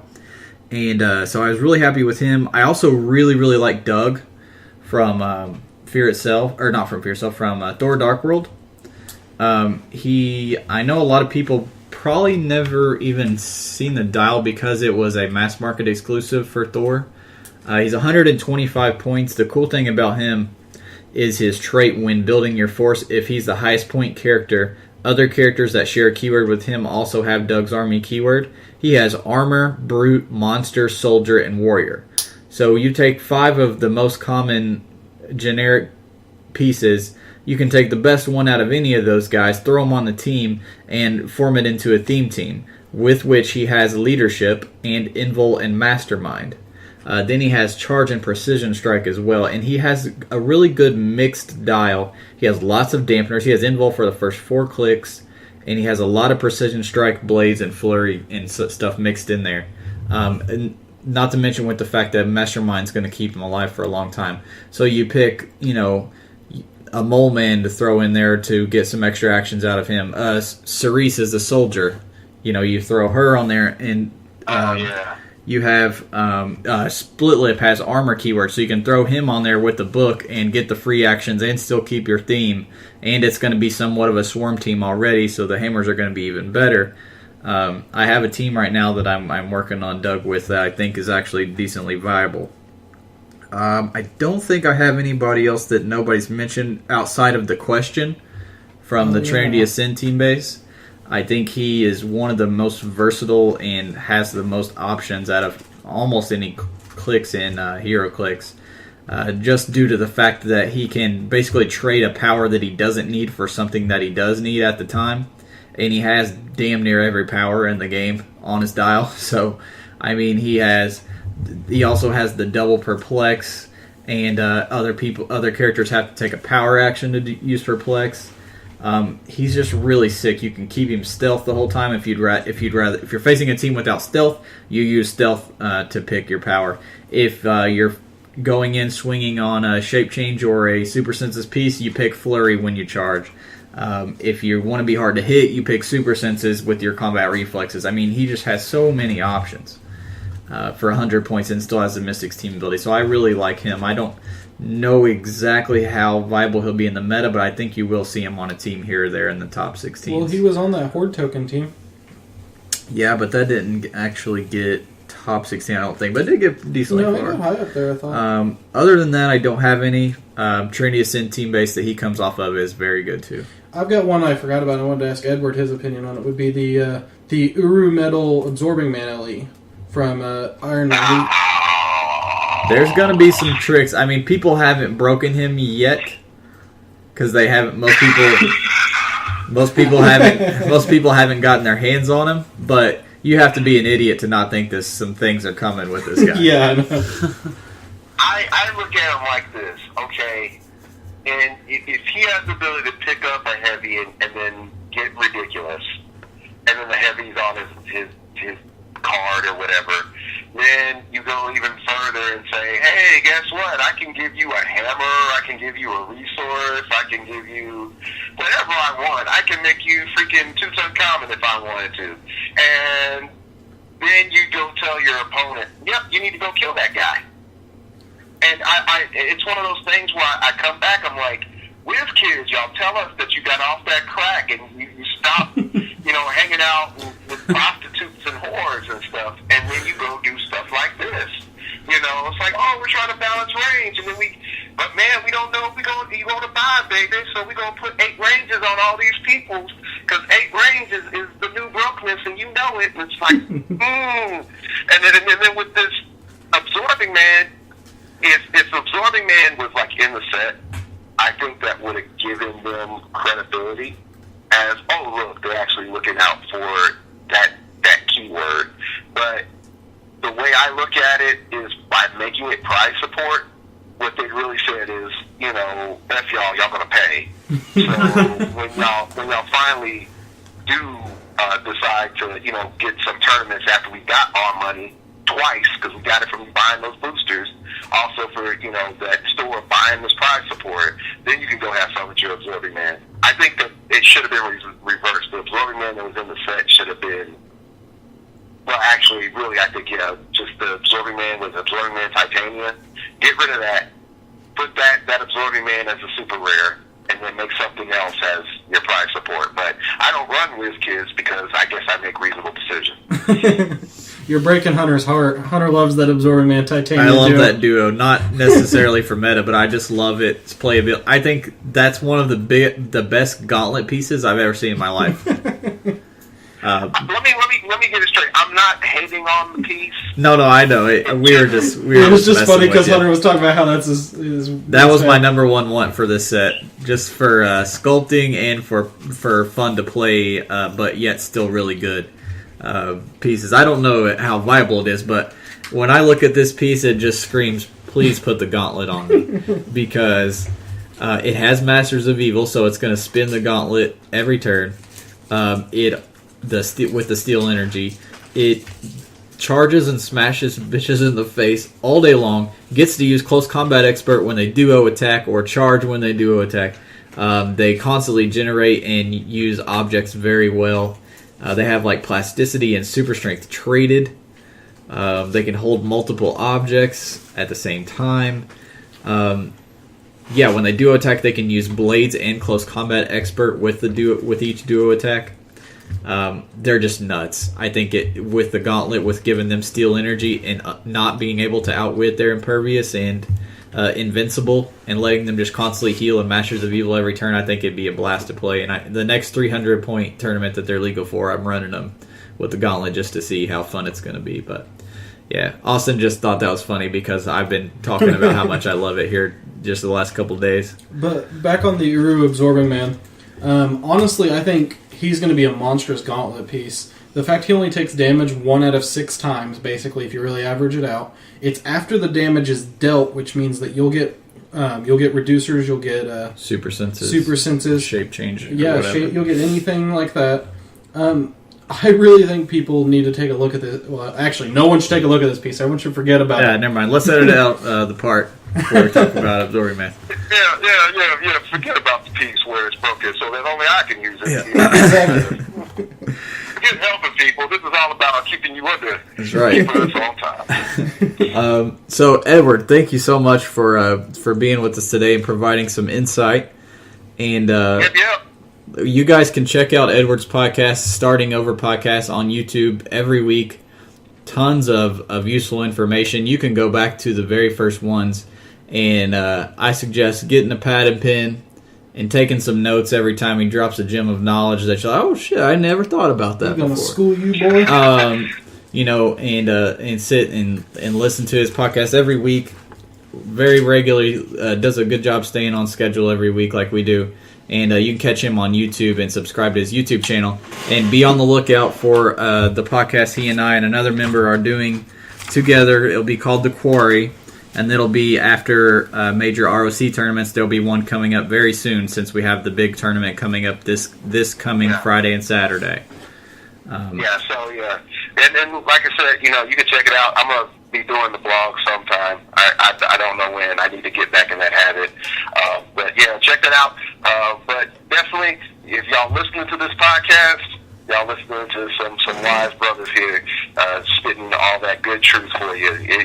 I would say they bring me on for a second opinion for their show. I revert y'all back to them when you listen to my show as a second opinion for meta-analysis. So definitely keep up with Dial H for Heroclix, all right? Okay, with that, I'm going to be out, son. Thanks for coming on. We'll see you. See ya. So, we kind of got off topic with Edward coming on today, so we're going to try to get back to the kind of our regular flow of the podcast. We're going to go into news first, and we've already brought up the podcast that Edward and I will be running starting hopefully next week. We have the big tournament coming up this Friday, so be on the lookout for that. As far as spoilers, we haven't had a ton, but we have had a couple interesting ones. You want to talk about the weird-ass cat first? Yeah, this one's pretty interesting. So we got Nico Main King from Yu-Gi-Oh!, which is a 55-point figure. It has 4 clicks, alternates perplex, outwit, and has super senses for its last 3 clicks. No endom, no combat symbols, 0 range. What makes this piece crazy is its trait, called Nuisance. When Nico Main King takes damage from an attack, after actions resolve, characters on the attacker's force can't be given actions until that player's next turn. So that pretty much means once this takes damage from an attack, your opponent's turn might as well be over. Because it's any actions. It's not free actions, it's not power actions, it's actions. And he has phasing and plasticity. All 4 so clicks. once he gets in and makes you hit him, good luck getting away from the bastard. And then super senses on click 2, 3, 4. And I think what you guys are overlooking is the obviously important Joey Wheeler keyword.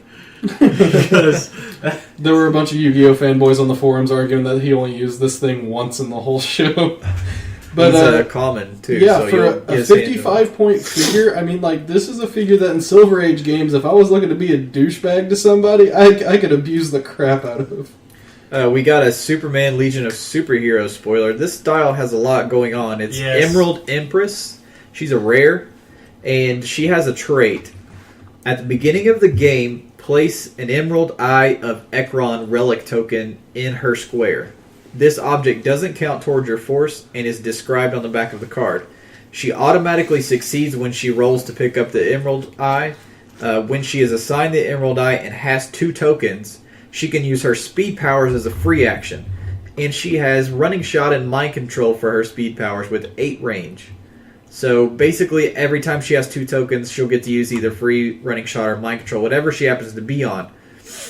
Keep in mind, she has Running Shot and Pulse Wave at the same time, so she could Running Shot and then Pulse Wave with this free thing, because the Running Shot will give you the Pulse Wave for free. So as long as this is giving her free Running Shot, and then next part of the tree, you Running Shot, you get a free action, so then she would get Pulse Wave. She has Mystics and Wild Card and Endom.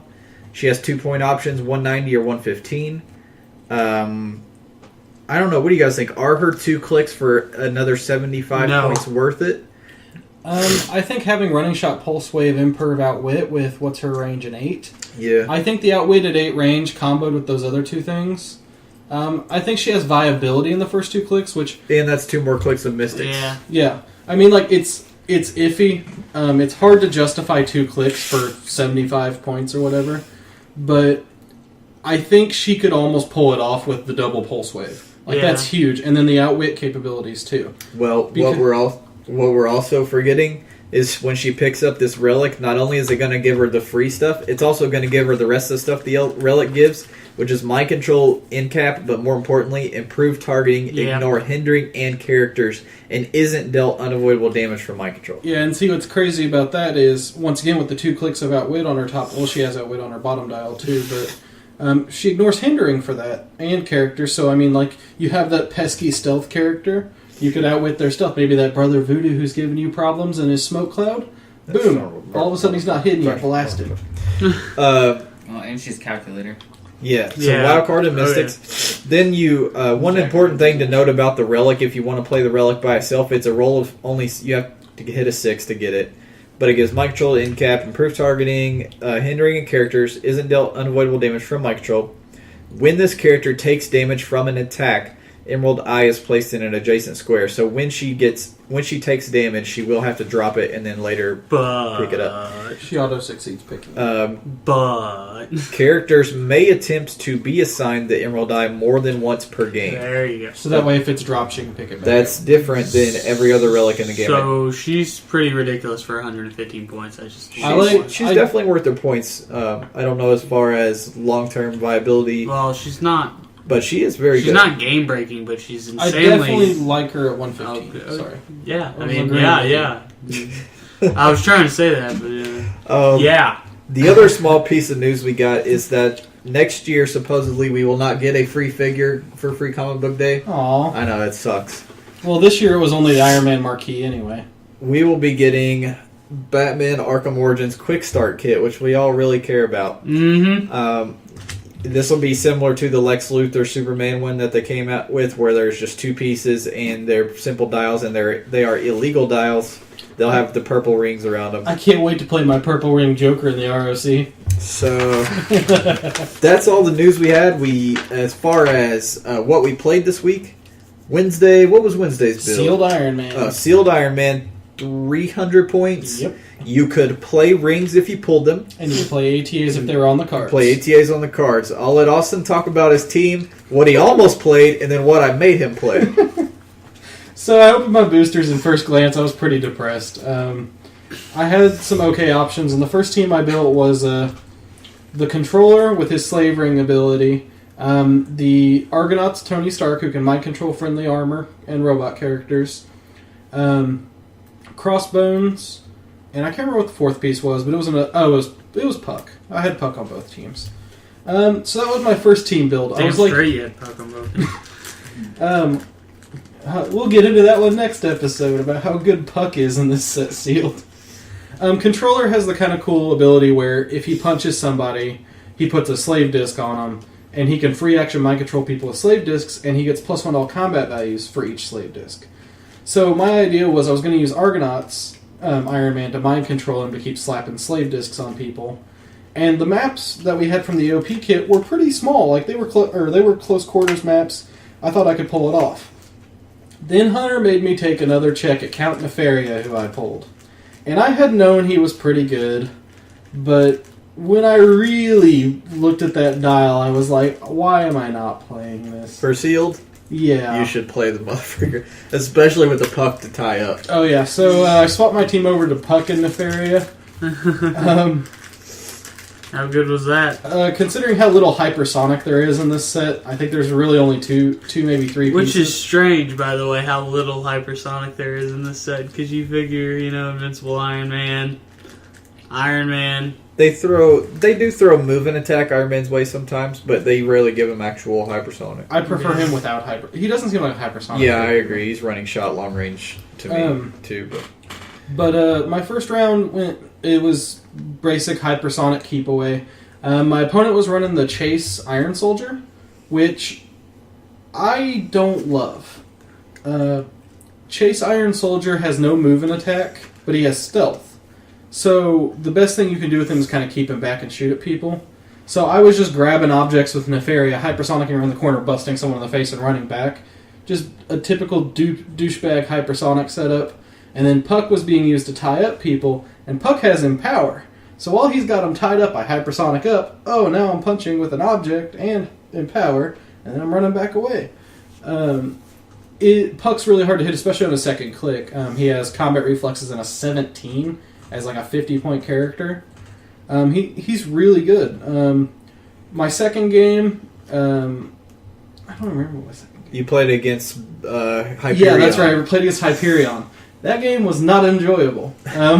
He was running. Who also pulled a 20-point goon, which is what can you ask for the guy who heals off killing cheap people? He pulled the freaking magic goon. And I know he's listening right now, so once again I'm going to laugh at him for not killing the goon and taking the heal and everything. But the goon kind of threw a wrench in my plans a lot of times because all of a sudden, and I have to thank him, he did decide to be nice to me and warn me I was about to run next to a plasticity person, and I owe him one for that. But it really came down to Hyperion dropped on a pulse wave, and I was pretty much screwed had he got one pulse wave off. He proceeded to miss 4 pulse waves that needed 6s and 7s in a row, which allowed me to take the game. And then my final round was against Silver Centurion. And once again, Centurion really sets the pace. And as a hypersonic person, I couldn't just run out, smash, and run away because this torpedo was building up. And that torpedo, Nefaria's got a weird dial. His top 2 clicks are invincible, and then he's got a bunch of invul, but he picks up like a 12 attack and 5 damage or something. His third click is his best, which is kind of funny because invul will knock him onto that most times. Or invincible will knock him onto that most times. And his attack ability is ridiculous. Yeah, and the thing was, that torpedo's sitting back there building. I had to run up on him, but the thing I wasn't thinking about is he had Justin Hammer, which was able to outwit some of my stuff. It really kept me down. It kept me from doing a lot of stuff. That Justin Hammer we'll talk about when we get to the sealed stuff next time. But yeah, Drew told us. No one wanted he to wasn't believe as me. effective against Nefaria. I didn't believe you. He's ridiculous. Basically, he ignores line of fire. At least in this set. Line of fire on outwit and perplex if somebody has armor or something like that. Armor robot, I think. It was a mess. That torpedo went off and it hurt. It hurt bad. One cool thing about Nefaria is he has 3 clicks of hypersonic, and then his last 5 clicks he gets freaking charge flurry, and he has 4 Steel clicks energy. of steel energy with that charge flurry. Yeah. So he's really hard to kill. He was a fun piece. Like I enjoy it. Like I would recommend if you're playing sealed and you pull him, definitely play him. Not just because he's good, but because he was fun to play. The Hyperion is basically Nefaria, but better. Yeah. He has Indom, and then basically a pretty similar dial, except he gets late dial And pulse wave. So, I pulled total shit in typical Hunter Smith fashion. That's listen to this, out of 2 boosters, so out of 10 figures, I had 3 different pairs, like the same exact figures. I had 2 bulldozers, 2 Centurious, 2 Bulldozer. somebody else really Crossbones? shitty. No, 1 Crossbones, 2 somebody else really shitty. But I did pull Mandarin and a Ring. So I was like, fuck it. I'm playing Mandarin and a Ring just for fun. And I played 2 of the cheap Bulldozers because I looked at their trait. Super good. Oh yeah. Let me pull a Bulldozer here at his cheaper value. I ran 2 of him at 70 points. With the Wrecking Crew ATA, which is +1 attack when you charge and ignore hindering terrain. Which is ridiculous. They also ignore blocking terrain and destroy it when they go through it. Yeah. Which was really good for these maps because there's a lot of walls. Their and stuff. trait is at the end of your turn, choose a side of the square the bulldozer occupies. Lines of fire drawn to him that pass through that side of the square are blocked until your next turn. This means unless you're perfect diagonal, you can't hit the bastard. Or unless you can get around him. So I pulled Mandarin, and I pulled which ring here? The ring that gives the him green squiggly ring. It's when he gives when he makes a ranged attack, he gets +1 range and damage, Oh, Electroblast. which isn't a bad one for him to have. So I used that and Mandarin, Bulldozer, and the 2 Bulldozers and the ATAs. I didn't think I really stood much of a chance. Especially against my first team, which was literally like if I could draw a picture of what I want my Iron Man SEAL team to be, TJ pulled it. He pulled 2 that Brothers team was Grimm's. really good. He pulled 2 Brothers Grimm's, Melter, the best SEAL piece in the entire freaking set, and somebody Crossbones and somebody else really good. And I ended up beating them. I was going to say, that's the one thing about my first round is he pulled Melter, and like I was afraid of him at first, and I remembered I don't have armor, so Melter is like worthless. Like his abilities are nowhere near as good if you don't have armor, but he's like broken if you do. He's already really good though. He's I mean, still got he has Pinsight, Psychic Blast, yeah. one of the few good Psychic true. Blast pieces in the set. Anyways, I took that team down. The bulldozer. So what I was doing, I moved the bulldozers up and next to a wall, and then run Mandarin behind them and pick their squares where you literally can't shoot my team. I'm just like a pack of 300 soldiers with their little shields out, like top, bottom, like I'm just moving up like a turtle shell. They're so, especially with them busting through walls, Yeah. I'd go through the indoors part and I'd bust walls out in a way that when I stopped and lined up my team, I would have all the angles cut off where they literally can't shoot me. Yeah. So I made it where they had to deal with bulldozer charging in with objects. So it was really fun. I went 2-1 with a decent chunk of points. The team I lost to was Detroit Steel and Ironmonger 2.0, both with the ATAs. That ATA is way People are too good. underestimating both those pieces, and they in that ATA. Without the ATA, I could have beat the team. With the ATA, with having Perplex on both of them 24/7, it was just, with me having no support at all, it was the game changer. And both of them have Indom, and I had nobody with Indom. Yeah, I think people really underestimate both those pieces, actually, especially with the ATA. So it was fun. I do like Iron Man Sealed. I want to say it was the pieces you pull. Like, once again, there isn't a lot of Indom in that set. So, like, at first glance, you're like, man, these pieces are terrible. But they have fun abilities. There's a lot of good synergy between pieces if you can find it. Like, you really have to look for it, which I like. That Aurora actually got played against me my last round. I forgot about her. She's mediocre, but if you pull Northstar with her, that's a broken combo in Sealed. But even then, that -2 attack when you hit somebody and you tag somebody, all you gotta do is hit them. That screwed me up having a tent pole because she blasted me when I was on Steel Energy, and even flurrying, I needed like a 10 to hit somebody with a 17. Ricky, have you played Iron Man Sealed yet? We did Fear Itself month 6, and we did 1 Fear Itself, 1 Iron Man. So, I mean, kind of, but not 2 boosters. But I got the team, I think we played 500 points, and I had Bulldozer. I used Bulldozer at 70 like you did. Yeah, you did. And then I had Ironmonger 2.0. That's I need that guy, man. And he I is... have one. Oh, wait, no, I have him. You I want need- the you other need Ironmonger. Ironmonger. But he is really good, and people kind of... Well, I lost to Dwayne my second round, and Dwayne had Kurth and Rescue and that... Kurth and Rescues. that Iron Man with number 38, the stealth... Yeah, he's good changed too. The whole time. Yep, he's good. And then he had somebody else, I can't remember though, but he, that Kurth...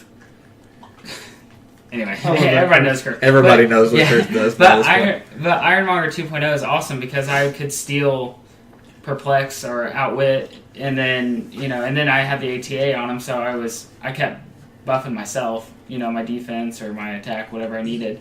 He's one of those pieces we looked at when he's spoiled, and we were like, he's okay. And then once you really get him out on the field and realize how good jacking those abilities are, and how good he's just base abilities. And also, he's the one where when somebody dies, teammate dies, people adjacent to that teammate take 1 unavoidable damage. Yeah. And in Invincible Iron Man Sealed, where there's a lot of lower point characters you could flood your team with, you could build some fun combos with them. But since I was, like we were talking about, sometimes when you judge, you don't want to like impact the event really. So I'm really excited to actually get to play a sealed event where I can really, concentrate on. Yeah, it is a good. It seems like a fun sealed set so far, especially if your venue lets you run the ATAs and the rings. If you and I think that threw a lot of random factor into it because if I was thinking about it, I was like, man, had I pulled like Flame Blast, which is probably the best ring, honestly, besides. It probably is the best. Yeah. It would have completely changed my boosters just having that 1 5-point ring, or even like the Hammer Industries TA or the Wrecking Crew TA. It changes what pieces are viable by a long shot. Today we played, Drew, Austin, and I played our Iron Man Constructed event. It was to compete for 2 of the ring resource and the ring that comes in the OP kit. And what I wanted to do for this, I knew a long time ago I wanted to do something Iron Man themed. So what I ended up doing was 400 points Silver Age, you have to play a named theme team of one of the following keywords: Avengers, Shield, or Stark Industries, or Hammer Industries, Hydra, or AIM. So any of those 6 teams, you could run a theme team, 400 points, Silver Age, figures only. We had 18 players, the biggest turnout we've ever had at Dugout. I mean, that's shocking. A lot of new guys. We started and, with like 4. Yeah, our first Fear Itself month 1, we had 5 people, count me, but basically 4 players. Us 3 and Tony. So there was a pretty good mix of teams. There were, of course, more Avengers and Shield teams than others. But I played Hydra. Drew played AIM. I saw another AIM team. I saw a 2 Stark Industries team, 2 Hammer Industries teams. There was a good mix. There was a decent mix. I expected a lot of Avengers, and honestly, there were a few. But I was shocked at the mix. I mean, like there were some really good Shield teams too. Yeah, Shield. I felt Shield was the best. Shield or Avengers, of course, were the best options for that. A Shield team got first overall. We had 3 people go 3-0. Austin and Drew both went 3-0. Drew with that MODOK team. I'll get to it. What were you running, Drew? Okay, so I played MODOK, Batrock, 3 AIM agents, and 2 AIM renegades. GSP. Yes. First game was really slow because I was going up against War Machine Prime from Invincible Iron Man. I had to play him in sealed. He's such a dick. And he just hits you and then punches you straight in the balls and then runs away. And he's like, "What you gonna do about it?" So what I started doing was I'd make sure he tried to do it. I'd barrier in MODOK. I just picture Rhodey doing it. It makes it so much funnier. I'd barrier in MODOK with AIM Renegade. And if you haven't played AIM Renegade, he's stupid. 35 points nets you enhance and barrier. And Hydra TA. And Hydra. And then later support. And then that's the agent. He finds his way out of outwit. teams. He gets outwit. He gets outwit once you push him once, which I use tactically. You know, because I'm a fucking god. And I know what's going on the quote show now. Anyway. That was Drew speak again. Yeah. So what's the general strategy with the team? MODOK shit blast mode. Basically, you perp up his attack or damage, preferably damage, because you don't want your enhances to be, And you're already getting Hydra from the. Yeah, you're at least going to get 1 Hydra from the Renegades. Nothing like shooting at a big 265-point piece with a 15 defense after Hydra. Yeah, MODOK is. Top Valley's what? A running shot, 11 psychic blast, 4 damage, right? Yep. 9 running shot, 11 leadership. 11 psychic blast, 4 damage, 18 in perf. And leadership, and then he gets perplex late dial, he gets prop control. He gets pulse wave. That ignores the aim friendly agents. Characters with his keyword. It's really awesome. So I choose aim keyword, and then I poop on you. and anyway, the team was really good. I thought it was going to be worse than it turned out being, but I played really well today. I got really lucky with my imperv rolls the first game. Second game, I went up against Scott, and he kind of made some maneuvers that weren't legal, just put it that way, so we rewinded and I ended up killing him. Okay. In the parking lot. All I'm saying is that, Scott, you don't have energy explosion on Chaos War Hawkeye at top click. Austin, what were you running? I really wanted that power plant today, so I went balls to the walls on it. I was looking through Iron Man, and I was trying to find a good tent pole. I knew I wanted to pick one of the big pieces from Iron Man, run either the Silver Centurion, the War Machine Prime, or the Iron Man War Machine duo. And we had been theory crafting with the duo a little bit, me and Harry, back and forth, because at first glance, the duo doesn't look that good, honestly. You're like, no indom, his dial's a little weird. When you really break him down, though, he's a powerful piece for 265. So I went Avengers. I chose the Iron Man War Machine duo. Sharon Carter was a shoo-in. She gives stealth to all adjacent Avengers. And she's shield, so you now have a 10 range. And she gets perplexed. And she gets perplexed if you push her. And willpower, so you can shield 2 turns in a row.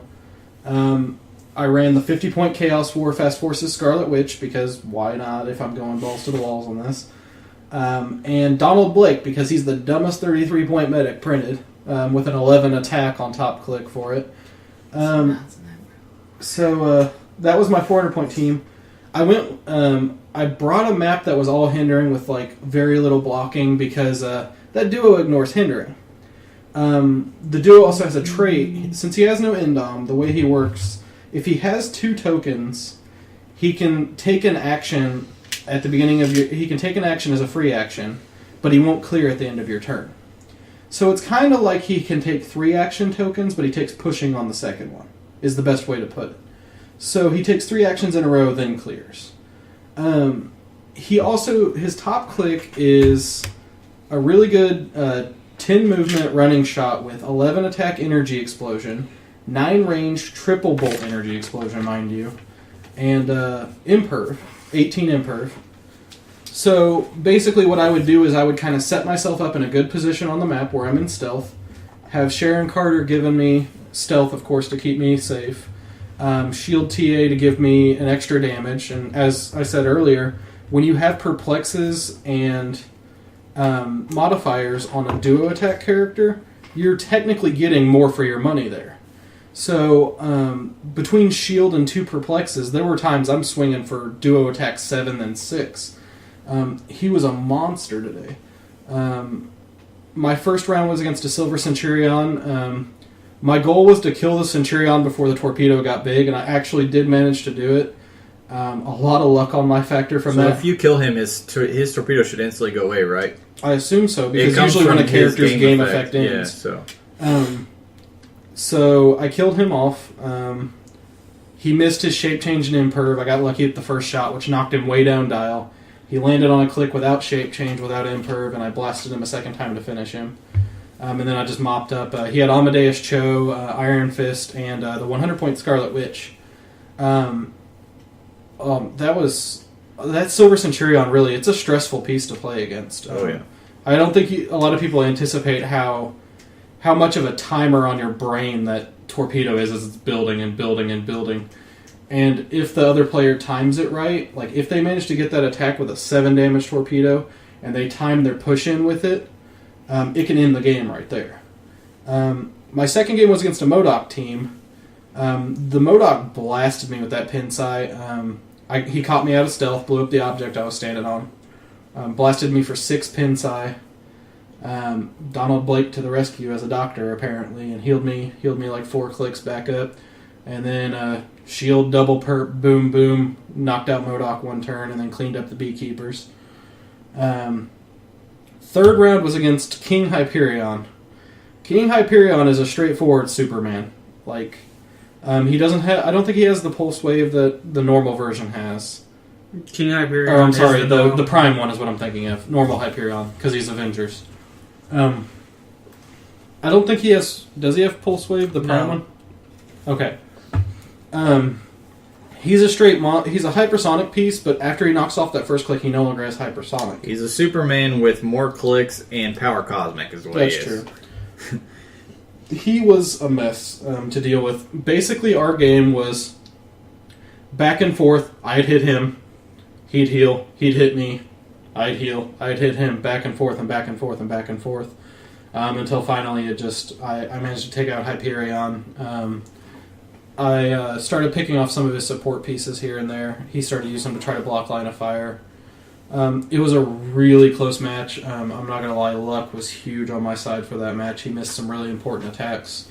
But overall, I walked away with the power plant at the end, which made me really happy. I'm definitely going to paint this thing because it's ugly as sin in its normal color. It is. It's... it looks like it's unpainted. Like it looks like they meant to color it something. But I'm just happy to... It was one of those things I really wanted to win Wednesday. And then to actually go hard at something to build a competitive team and to walk out with a prize was really... It felt really good. I played a Hydra team. I wasn't trying to be super competitive because I'm the judge, so I already get one. I wasn't trying to affect the game too much. So I had a really stupidly built Avengers team that I think would have done extremely well. I offered for one of these boys to play, but neither one of them played it. The Hawkeye 100-point starter cap. Oh, yeah. White suit Iron Fist, a couple other guys. So it was a really good team.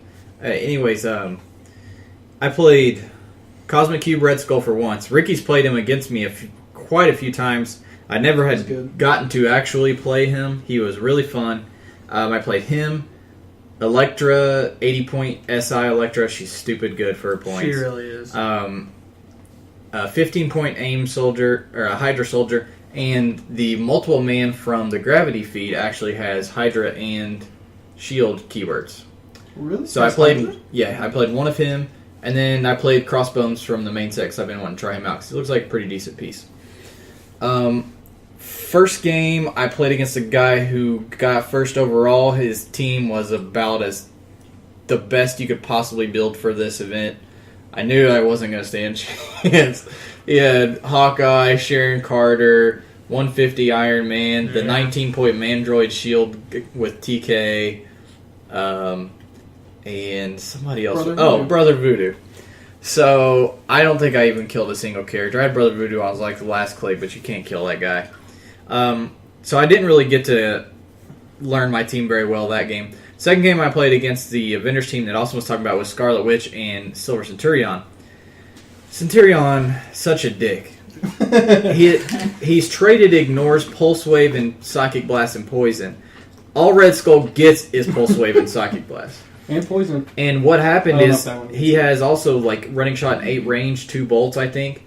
So basically, while I was moving up, all my guys kept getting picked off. And he had a White Suit Iron Fist as well, who was picking off some people. Crossbones landed a few attacks, whittled some guys down.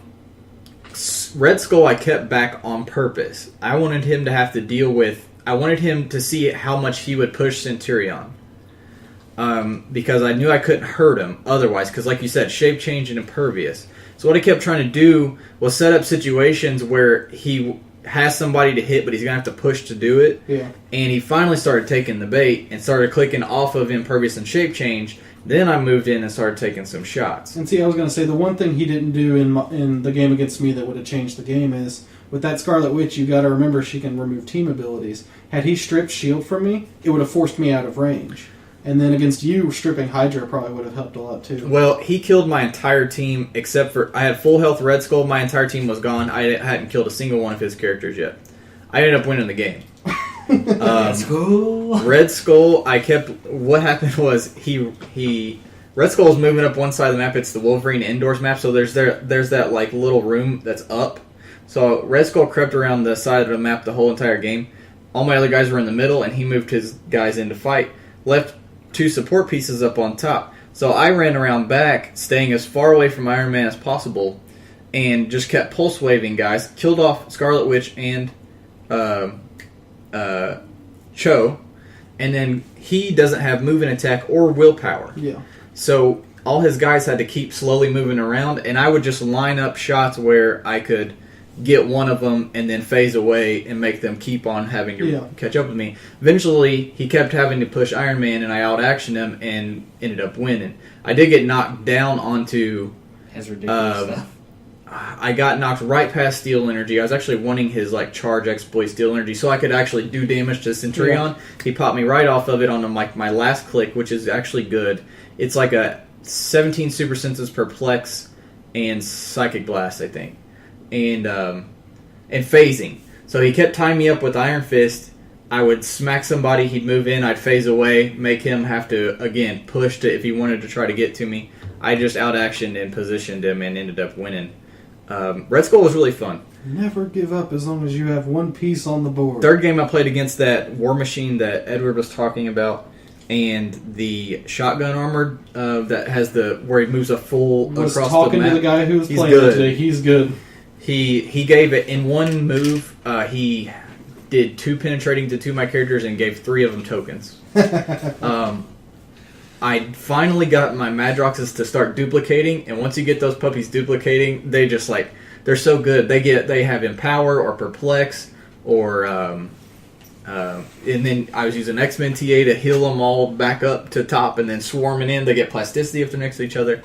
So the first 2 games they got smoked each time, but that game they actually got to start duplicating and it made the difference. Having played against those Madroxes, they're really weak if they don't get to duplicate, but once they start duplicating, it's hard to stop. I honestly should have ran 2 of them somehow and switched my points around, and then I would have had a lot more success with them. I realized probably the big counter to Silver Centurion, although once again it goes against the fact you have a ticking time bomb right behind him the whole game. would be Incap. Incap would help because you could actually push him off of Imperv onto Invul because he alternates. Push him on Invul, then blast him really hard. Stuff like that, because he's not immune to... Incap. He's not a... Battle Fury exploit. Yeah, Battle Fury exploit, a World Breaker would probably wreck him. Teach him a new one because he would ignore shape changing. Yeah, it was a fun team. My verdict on Crossbones, he's not bad. I think he's a very solid sealed choice. Constructed, he's okay. He's not. Yeah, I was kind of disappointed. Like when if he had Indom, he would be worth it. If not, he does have a cool attack power. I just could never manage to get it to go off on the right time.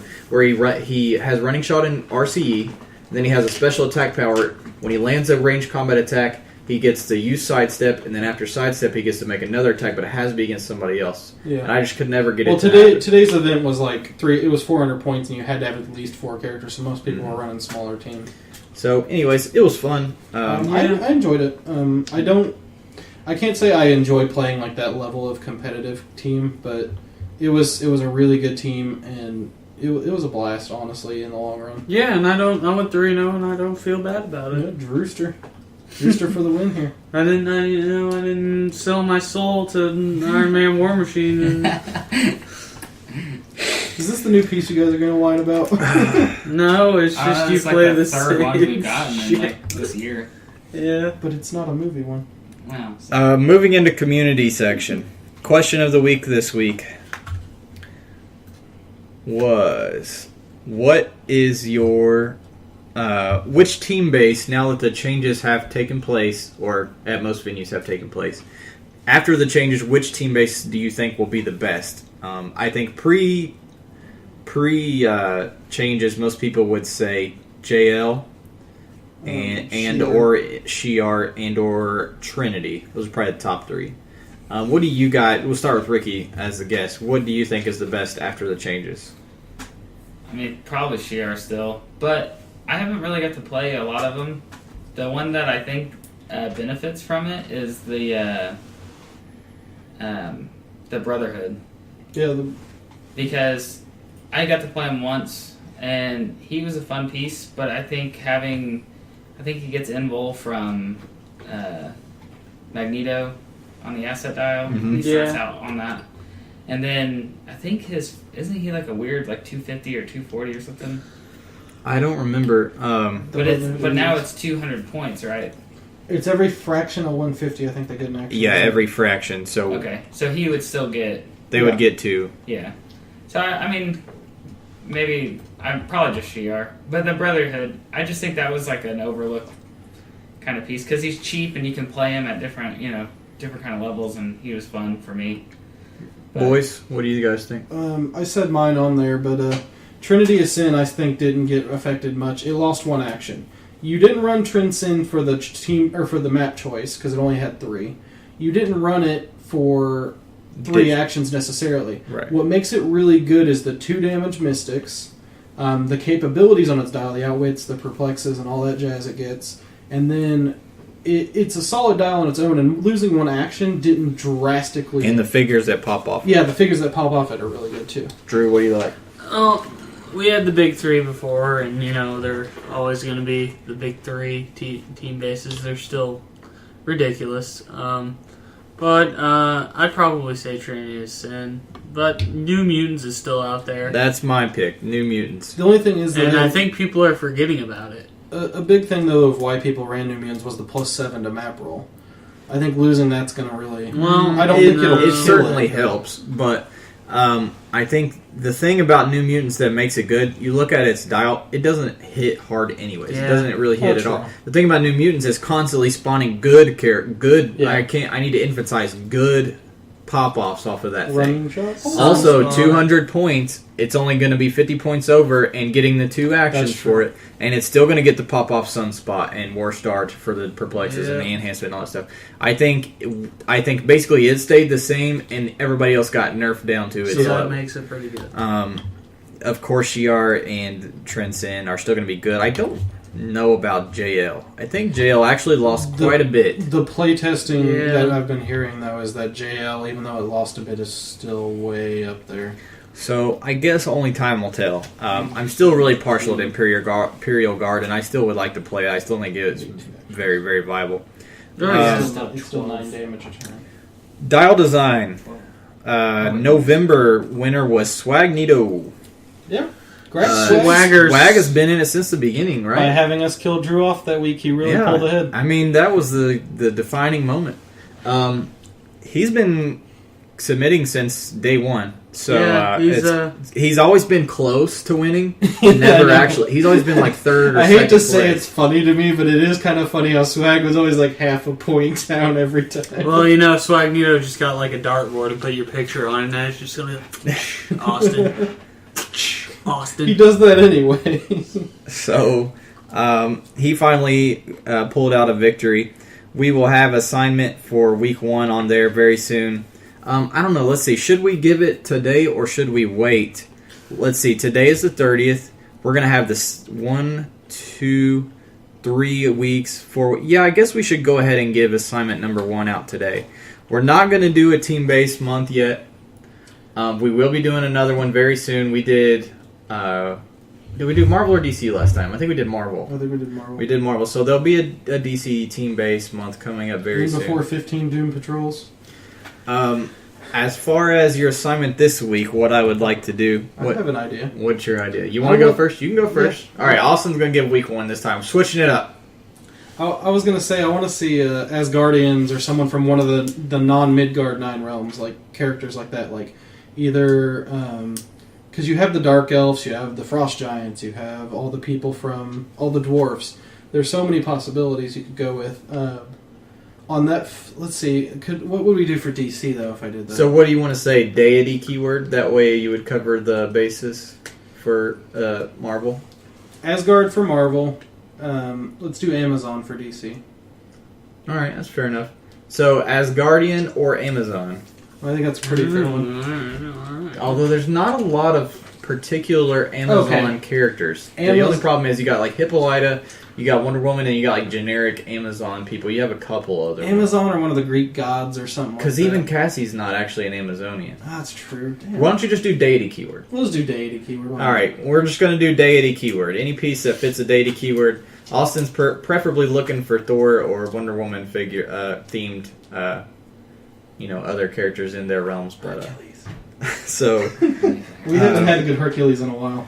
So we'll post that up. I have a best build assignment for you guys as well. This is for December. Oh, we got 4 Achilles, but not 3. The best build assignment is Modern Age 300. Now we're getting Christmassy with this. Oh no. Oh yeah. And this is what we're going to be doing. Modern Age 300, figs only. Your team has to be all red or all green. They don't have to have it in their name. But most the kind of rule ratio I usually use is 50% of their sculpt or more needs to be either red or green. But it has to be either all red team or all green team. Not only that, we're going to be doing the relic idea. So Austin was saying he wanted something to do with relics, and we couldn't come up with something good, and then one day it just hit me. I'm going to take 20 different relics with their cards, bring them to the venue, have them numbered out, laid out, and each time you sit down and get ready for your match, I'm going to do a random number generator and give you that relic to put on your team. You go ahead and place it on the map. There's +2 to all relic rolls.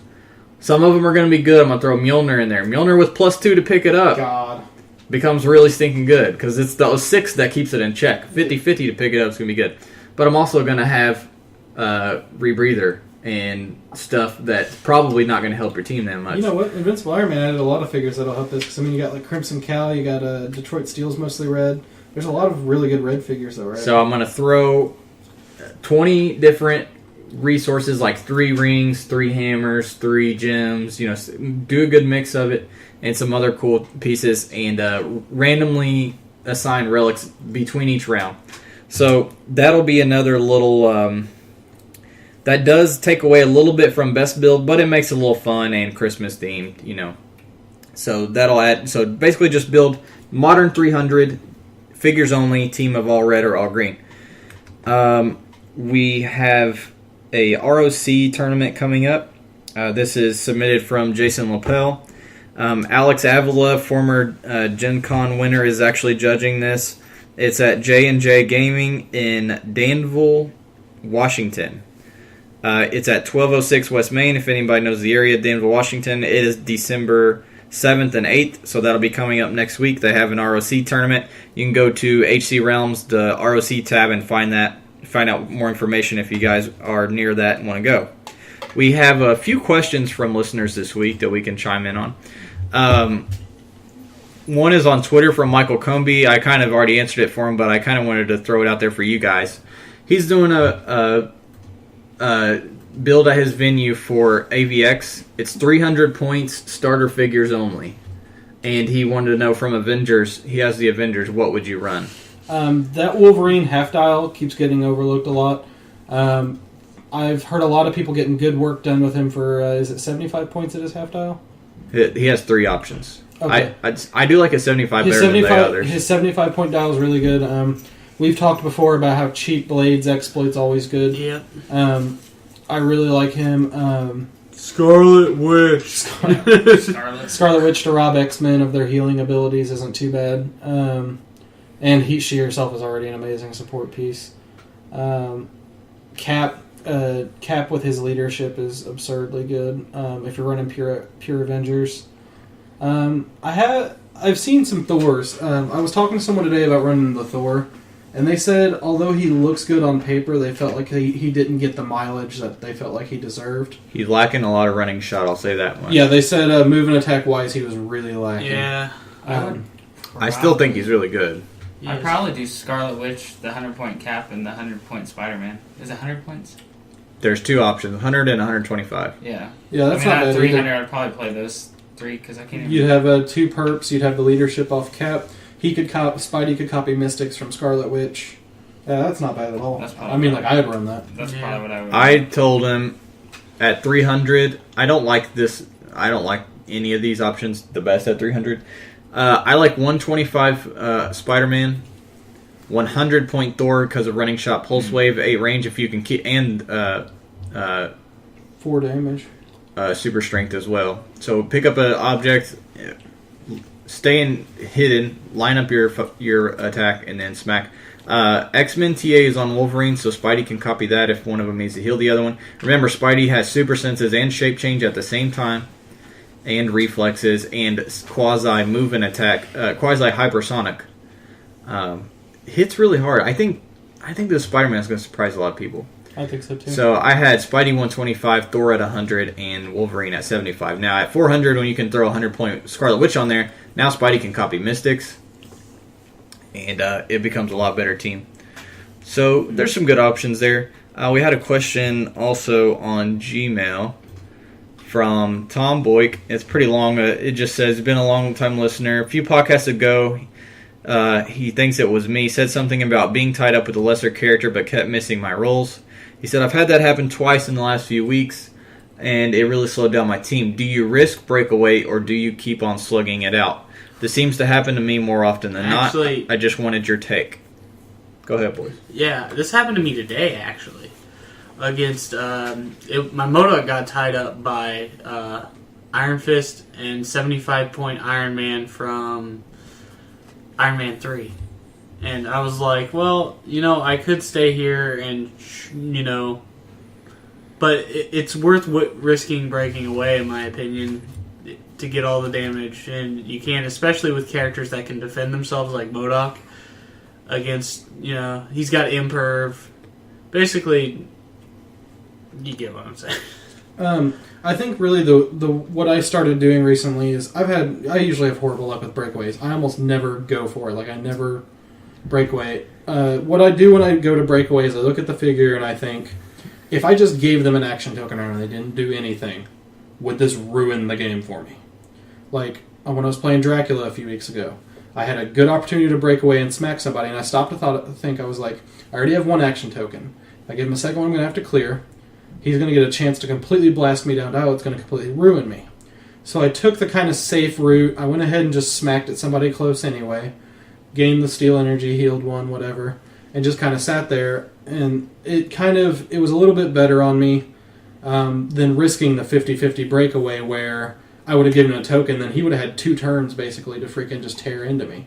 I think it's totally situational. Exactly. I think it depends on what figure's tying you up, who is being tied up. Yeah, who's being tied up.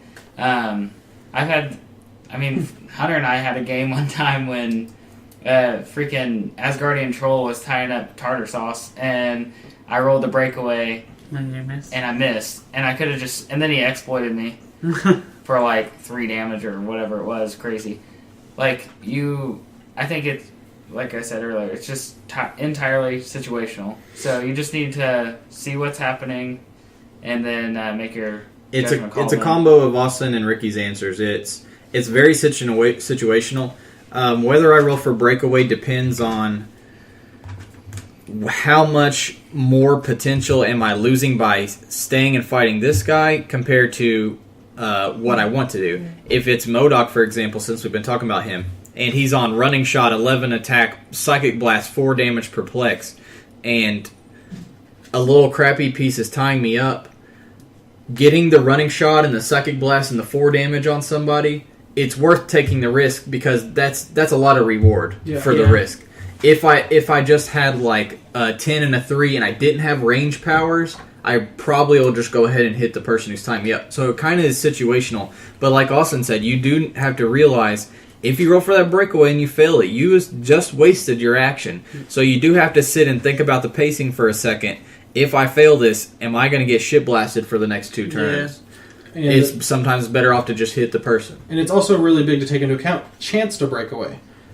Sometimes like you'll be based with somebody who has like imperv, for instance, and you want a running shot pinside them to get through the imperv. They have a 33% chance of hitting imperv if you melee them or whatever. You got to kind of look at that compared to like the 50% or even worse to break away you might have depending on what they have.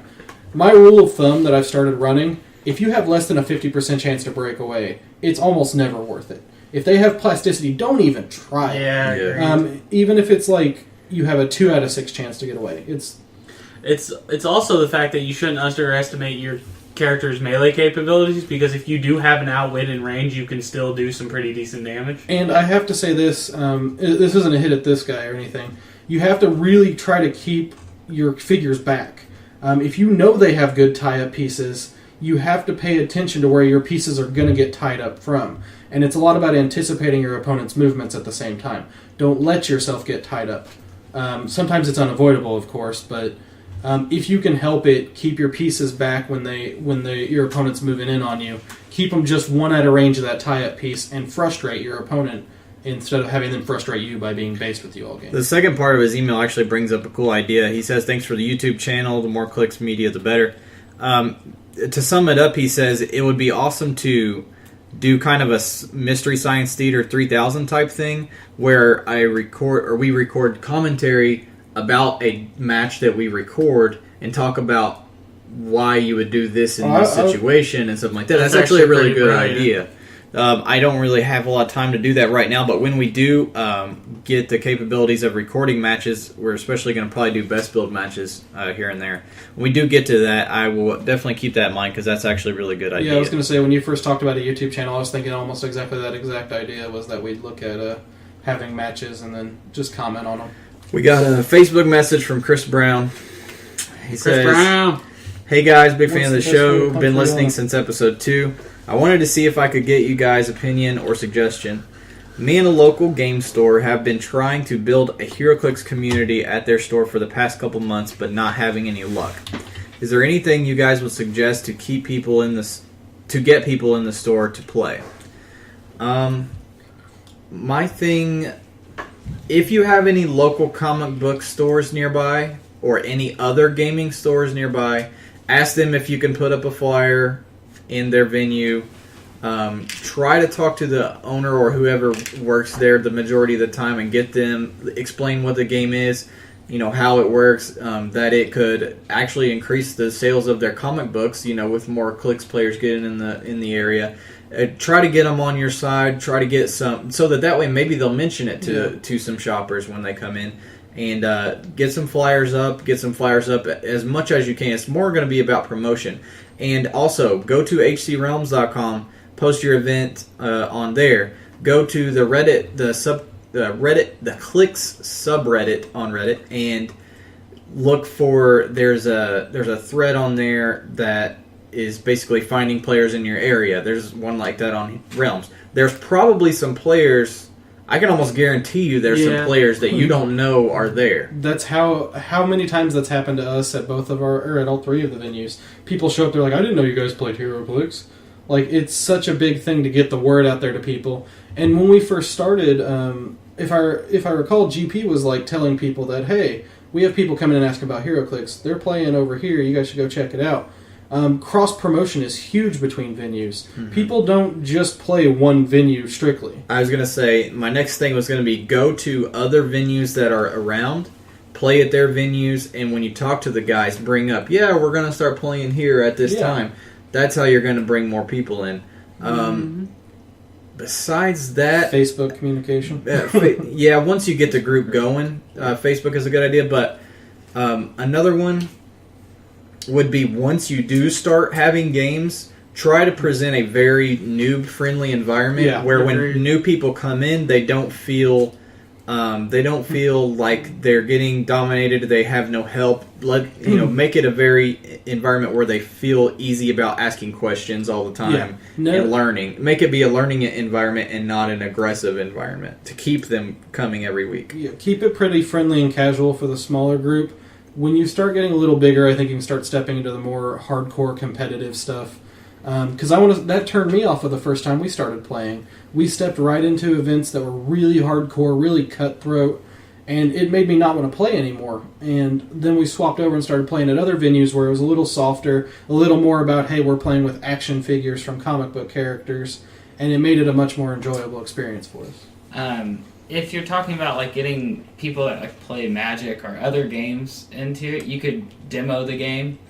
I've heard of people doing that, and like kind of, or like you build the teams for people to play, so that it kind of takes out them having to like really, because this game is super confusing at first. Yeah. Oh yeah. Like for me, when Hunter first brought the game over, we were playing with, what was it, Ultimate Cap and the Joker. Legacy Joker. I love Legacy Joker. And we're in it sold me because I was playing the Cap figure, but like at first I was just like, this game. Ricky likes Captain America? At first it was like, it seems simple enough, and then like once you really get in the game, it's like kind of daunting. So you don't want to like scare people off, like being like, oh, this power, this power, this power, this power. Yeah. But pick a few teams, a few vanilla teams, and let them kind of play, and even ask them like, hey, if you wanted to come play at this venue or whatever, who are your favorite comic book characters?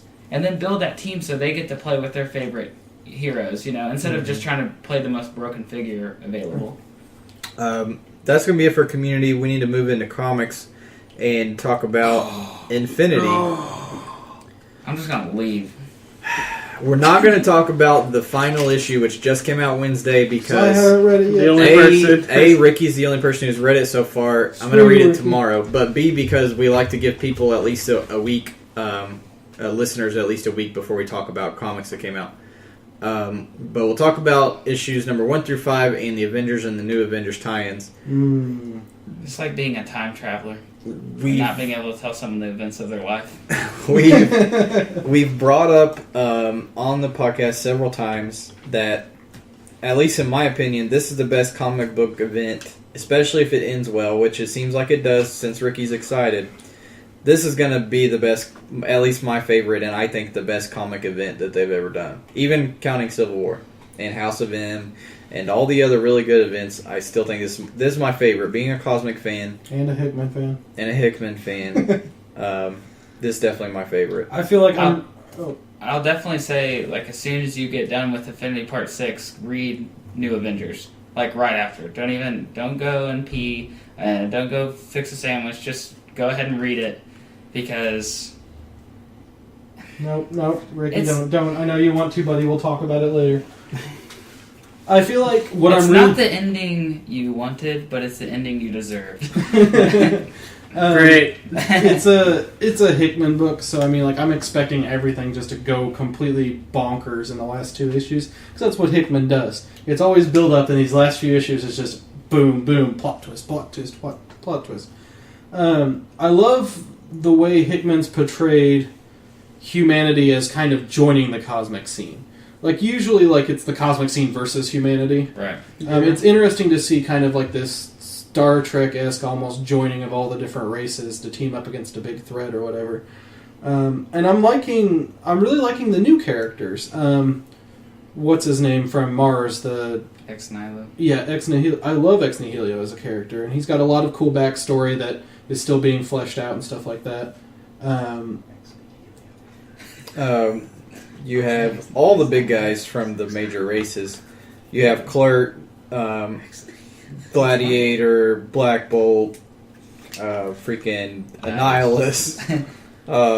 And just the fact of seeing Ronan and Clerk and Gladiator in the same room without trying to literally kill each other is just awesome. Yeah. The Skrull Warlord. I didn't know anything about that Super Skrull. Like, Oh I my just gosh, how comics. can you not... Because I just started reading Did you not comics. even play Marvel vs. Capcom 3? I did, but I didn't know that was him. That- He's been probably my favorite character in Infinity so far, or one of them. Like, he's just been so badass. You know who you're the leader of? The Scrubs. You're Super Scrub. That's who you are. Drew's just mad he came in third to my second. You guys haven't even read issue 5, or you seen? I read 5. Have you I've seen read 5. Ronan's big moment? Yeah. Yeah. Okay. Oh, yeah. Oh my goodness. God. I remember It reading was that. only a matter of time before he brought the hammer down. Yeah. It was... So far, there's been 2 amazing hammer moments in Infinity. Thor was the other. There. This sucks.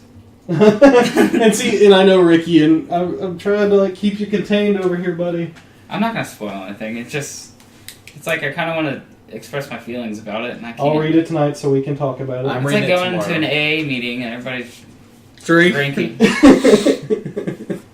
and then I can't drink.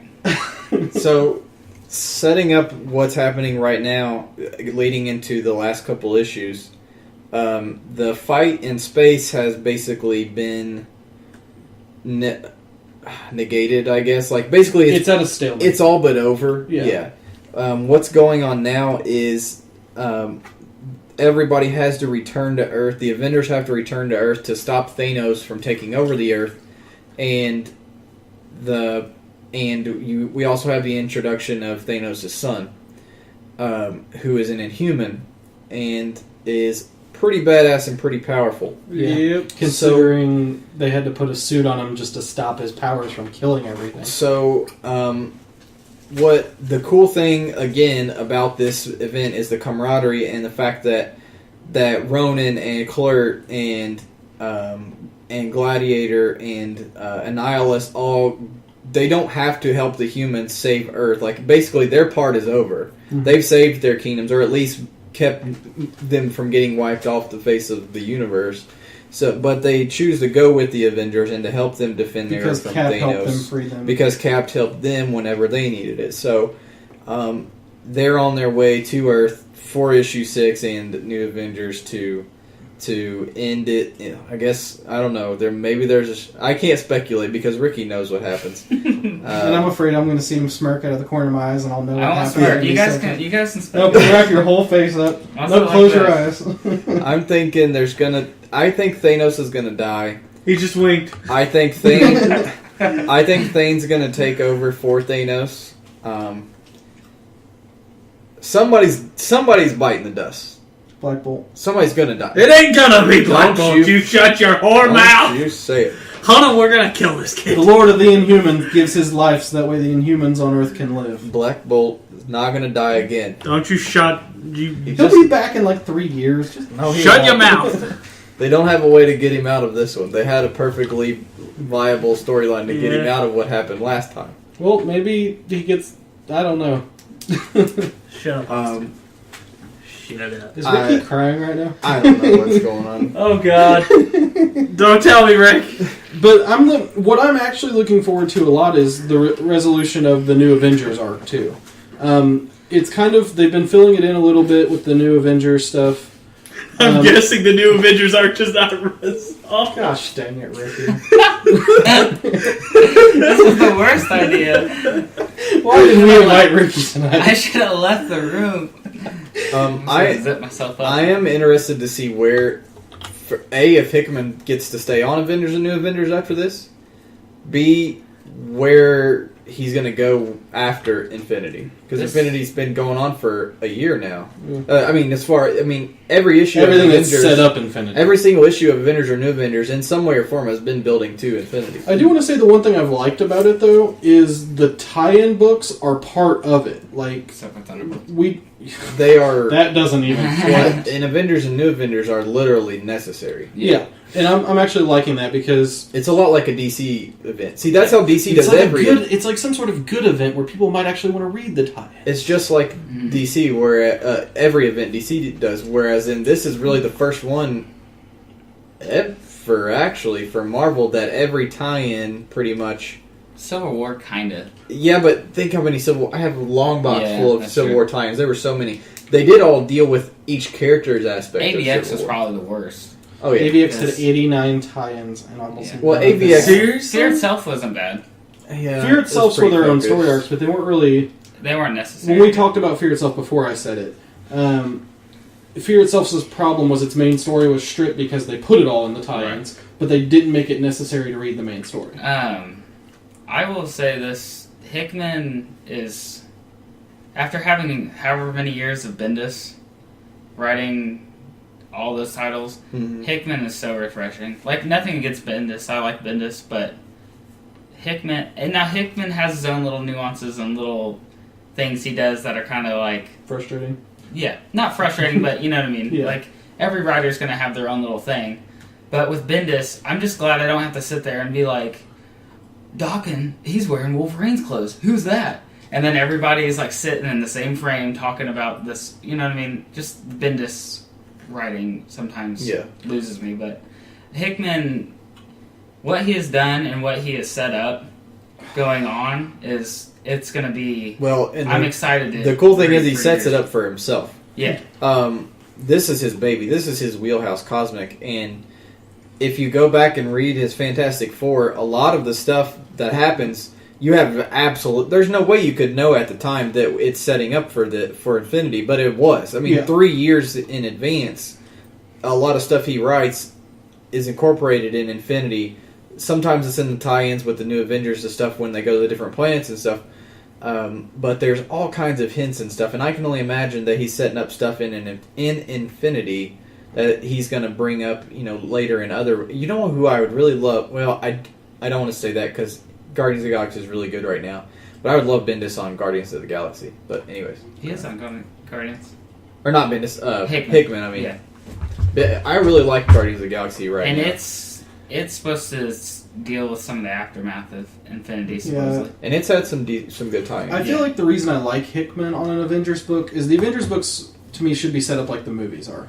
You have these individual plot lines and mini things that slowly build into this big epic story with a major villain in the background that comes forward. And that's kind of what Infinity did, where you have this event going on, all these little like things that keep you to the side, and like, oh, something's coming, but we don't know what. And then wham, Infinity kicks in and everything goes into overdrive. And Hickman's really good with that. In a lot of his books, he writes that, where you think the problem's here or here or here, and you don't realize till the big thing happens that all these things were connected. Stop strangling me, Ricky! What's so exciting is No. you guys haven't read it yet. Is anybody else... Oh, sorry, go ahead. I forgot. I wasn't... Strangling Austin kind of got me excited. That's a You usual. got Austin excited, too. Excited for Infinity number 6. No, I'll say, like, Thanos at first, like, after reading Infinity Gauntlet and a few of the other times Avengers and people have dealt with Thanos, at first I was kind of like, man, do I want another Thanos story? You know what I mean? Like him, the Avengers, and everybody fighting him.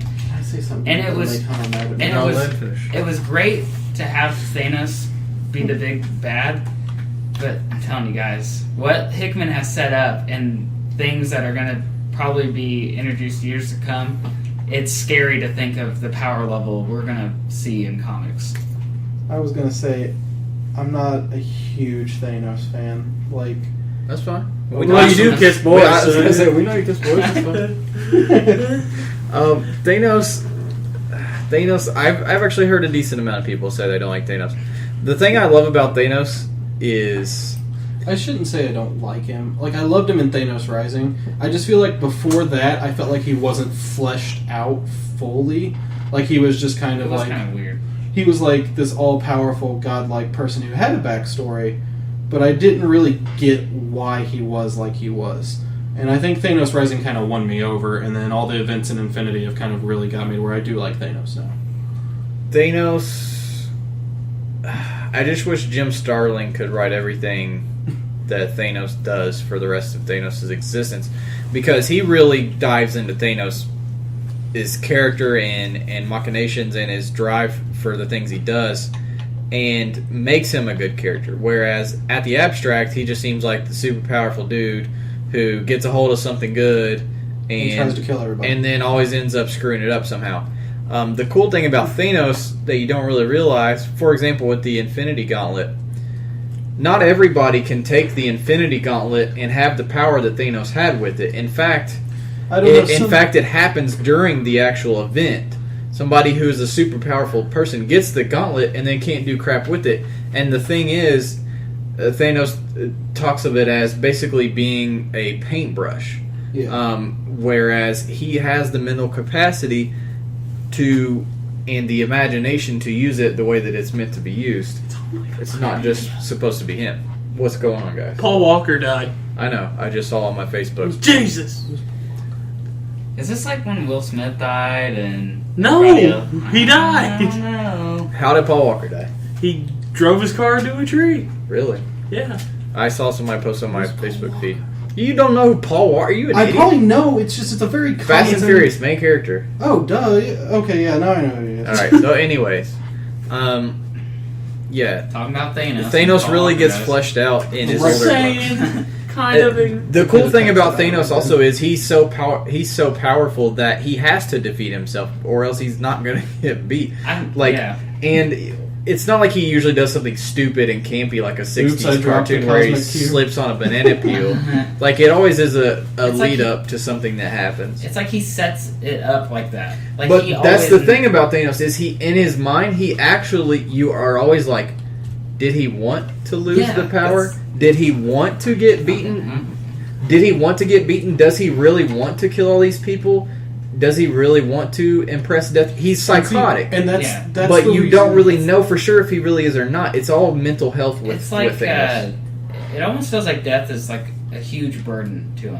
Yeah. Like he loves her or it or whatever, but he's also like I feel like the happiest we ever saw Thanos was when he was at the end of Infinity Gauntlet, when he's just like sitting in that house or whatever, Peacefully in Yeah. the garden or whatever. Yeah, and he's just like, I don't have to worry about anything. I don't Yeah. have to worry about any of you. Like, he's just like, I'm happy right here. That's what I'm saying. It makes you wonder, does he want to lose? Does he really want to wipe out so much of the universe? And when you watch him do the things he does, it's like, yeah, he does. He's a psychopath. Yeah. But then there's this side that you know is there, but they won't show you. You know what I mean? Like, in his I would head. almost like to see him as more of like a, kind of like during, was that Annihilation? He was almost like a anti-hero a little bit. Thanos, Doesn't he join up to fight Adam Warlock? I know what The you're... Thanos Imperative or whatever? what's it called? Imperative. Yeah. Yeah, that's true. I was gonna say, and that's the reason I think Thanos Rising kind of won me over, was it does kind of show that he has a good side. I feel like he was always like that snidely. But he has mental health issues. Yeah. Yeah. I feel like he always He had needs that. to be medicated. He always had that snidely whiplash kind of feel to me, and that's why I didn't originally like him. Was I felt like he was always, I have the Infinity Gauntlet. I'm going to remake the universe and kill everyone because I love death. But the more I've been reading about him and stuff like that, I'm starting to be won over by the fact that, as you said, it's kind of like he wants to fail and wants death to forget about him, so that way he could be at peace. But he's still crazy. But he still has this other part of him that so strongly desires to be with that. It's people who don't like Thanos don't understand read enough Thanos and know enough about That's him. pretty I much mean, what it even is. during Infinity Gauntlet, he's like, wants the Infinity Gauntlet to impress Death, but he also, like, he wants the Infinity Gauntlet really to become God, you know? But he wants it for his own. He always has like It's- 3 or 4 things that is going on in his head. He's trying to impress himself. He's trying to impress death, and then some third factor that's always. He's always trying to make everybody kneel in front of him. Hey, Spidey. Anybody else read any different new series lately that they want to mention? Oh, dang it. It's the new Kelly... what's her name? Kelly McDormick? Pretty something? Well, never mind. I don't think I've heard of it. It's really good. Pretty It's like Woman. Pretty Woman. No, it's like Pretty Deadly or something like that. Anyway. Sounds good. It's really good. I can't even remember the title. That's how good it is. I'm kid, buddy. I got 2 series that I want to bring up.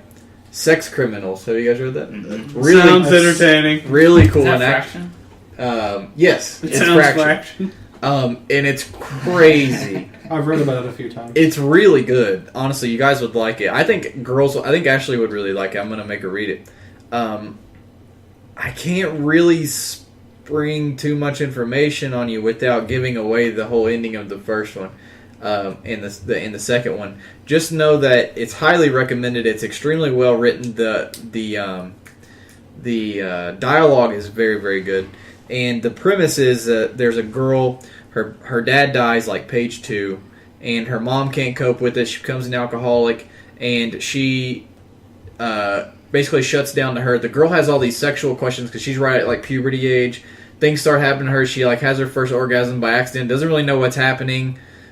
She has these sex questions she can't go to anybody about because her mom doesn't want to talk to her. Her teachers, public school, you get all these pamphlets and confusing information at that time that she doesn't know. She asks the slutty girls at school, and they tell her all this stuff that's way over her So head. Hunter's reading a young woman's coming of age. But story. the second one is about a guy. Oh. But it That's really what sold you. it really becomes this. It's just so well written. You'll be sold on halfway through the first issue.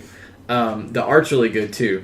Hunter could sell us on Sex in the City if he really. But halfway through, I think this is Sex in the City. at the end of the first one, at the end of each of these issues, it's only 3 issues so far. But at the end, you get a peek into something that's happening in the future, like probably like 6 issues from now. And it really it really piques your interest as to where this overall story might be going, and I highly recommend it. And then the other book that I just started rereading, I haven't read it since I was a kid, and I feel like I didn't appreciate it much when I was a kid because it was a little over my head. Now that I read it, it's freaking so much better. Sandman. Sandman's really good. Have you guys ever read it? Everyone keeps recommending that one to me. It's really fucking good. With I tell you Neil what Gaiman, it feels like to me a little bit. This sounds weird, but if you really enjoy Darksiders and that kind of story path, that makes me. I happy. think you'll really like Sandman. Joe Mad, the guy who did all the art for Darksiders, he's doing the Inhumans book. Oh, sweet. Which his style is probably on the artist episode. I didn't bring him up. He's probably my favorite artist. Yeah, I like him too. I bought Thursday at the Black Friday deal at CBU. I got The Man Who Laughs because I never read it. By Ed Brubaker. That's a good story. And I read the first half of it, and it's worth picking up. It's really good. And it was cool because I did that dial design for the Red Hood, and I kind of got to see, that side. The origins, Yeah. kind of. And it's really good. It's worth picking up. And Brubaker has a new series called Velvet. Oh, I've heard about it. And it was really good. I've read the first issue and I'm waiting for the second one, but it's something new that if you want to pick up and get into Brubaker, since Fatale's on like issue however many, that's also a really good series. But Velvet is a good jumping on spot for if you want to get into Ed Brubaker stuff. Drew, you been reading anything new lately? There's this webcomic. Well, it's not really a webcomic, but it's released exclusively on the web. It's called Double Barrel. It's 2 comics by, I can't remember their names, but one of them is I remember one of them.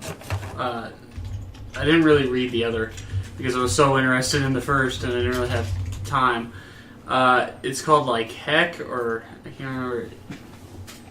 Here, I'll look it up for you here, Drewster. Yeah. Heck and Crater 15. I haven't read Crater 15, but Heck is a pretty interesting book. It's about a guy who his basement is a portal to hell. Whoa. And he goes into hell and has a bunch of interactions with hell and goes in there and, talks to people's loved ones for a price, and that's how he makes a living. It's a nice little indie comic. It's there's a lot of content for like $2 or something, whatever they sell it at. But it's really interesting, and I need to read Crater 15 because it looks interesting too.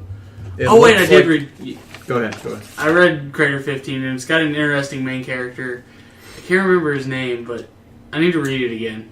But it's pretty decent, and I recommend it to anyone who it's like 99 cents. It looks like the guys who do it are brothers. Yeah. Xander Cannon and Kevin I Cannon. can't remember what they worked on. They worked on something.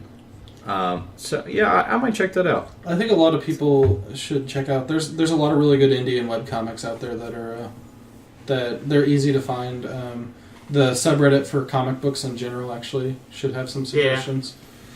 We're gonna move into the sign off. I want to bring up YouTube real quick. I've got the YouTube channel up and running. There's not a whole lot of stuff on it yet. There's not going to be a ton of stuff coming in all the time, but I'm going to give a steady stream. I have a Mage Knight review on there. I've got the AVX review on there. I need to invest in a tripod because I can't hold the camera very still while I'm trying to talk. I was going to say tonight Harry did a test run of the tripod camera with some of his games, so we'll get to see how that worked out. I've got a Desolation of Smog video review that will be coming up. It'll be similar to the Mage Knight, where I go through each figure, talk about how good it is, whether it's worth your money. I'm also in the process right now of turning the podcast episodes into YouTube videos that can go on YouTube. Yeah. So you'll start seeing those go up. They take a long time for me to do, but I'll try to get like 5 episodes a week or something like that on there until we get caught up. So you'll at least have some video reviews and some podcast episodes get thrown up there. Once I get caught up on podcast episodes, we'll start looking into recording matches, and maybe we can, hopefully Harry doing some video testing, hopefully it all goes good, and maybe we can get him to help us out. But anywho, so subscribe to our YouTube channel, Dial H for Heroclix. It'll be, if you go to our Podbean site, it'll be on the right-hand side. There'll be links to our YouTube, our Twitter, which is Dial H4, the number 4, Heroclix. And follow us on Facebook, chat with us on there. Dial H4, spelled out 4, Dial H for Heroclix. And you can also email us any questions and submit your best build teams. Remember, 300 points modern, all red team or all green. Submit those on Gmail at dialh4heroclix@gmail.com, and that is also 4 spelled out. So I want to thank our special guest today. We had Edward Shelton, host of the Starting Over podcast on earlier. Don't forget to subscribe to his YouTube channel. Check out his stuff every week. I want to thank special guest Ricky White. Thanks for having me. And Austin and Drew for being on with us as usual. Yeah, as usual. See you guys next week with Iron Man Sealed Advice. Later.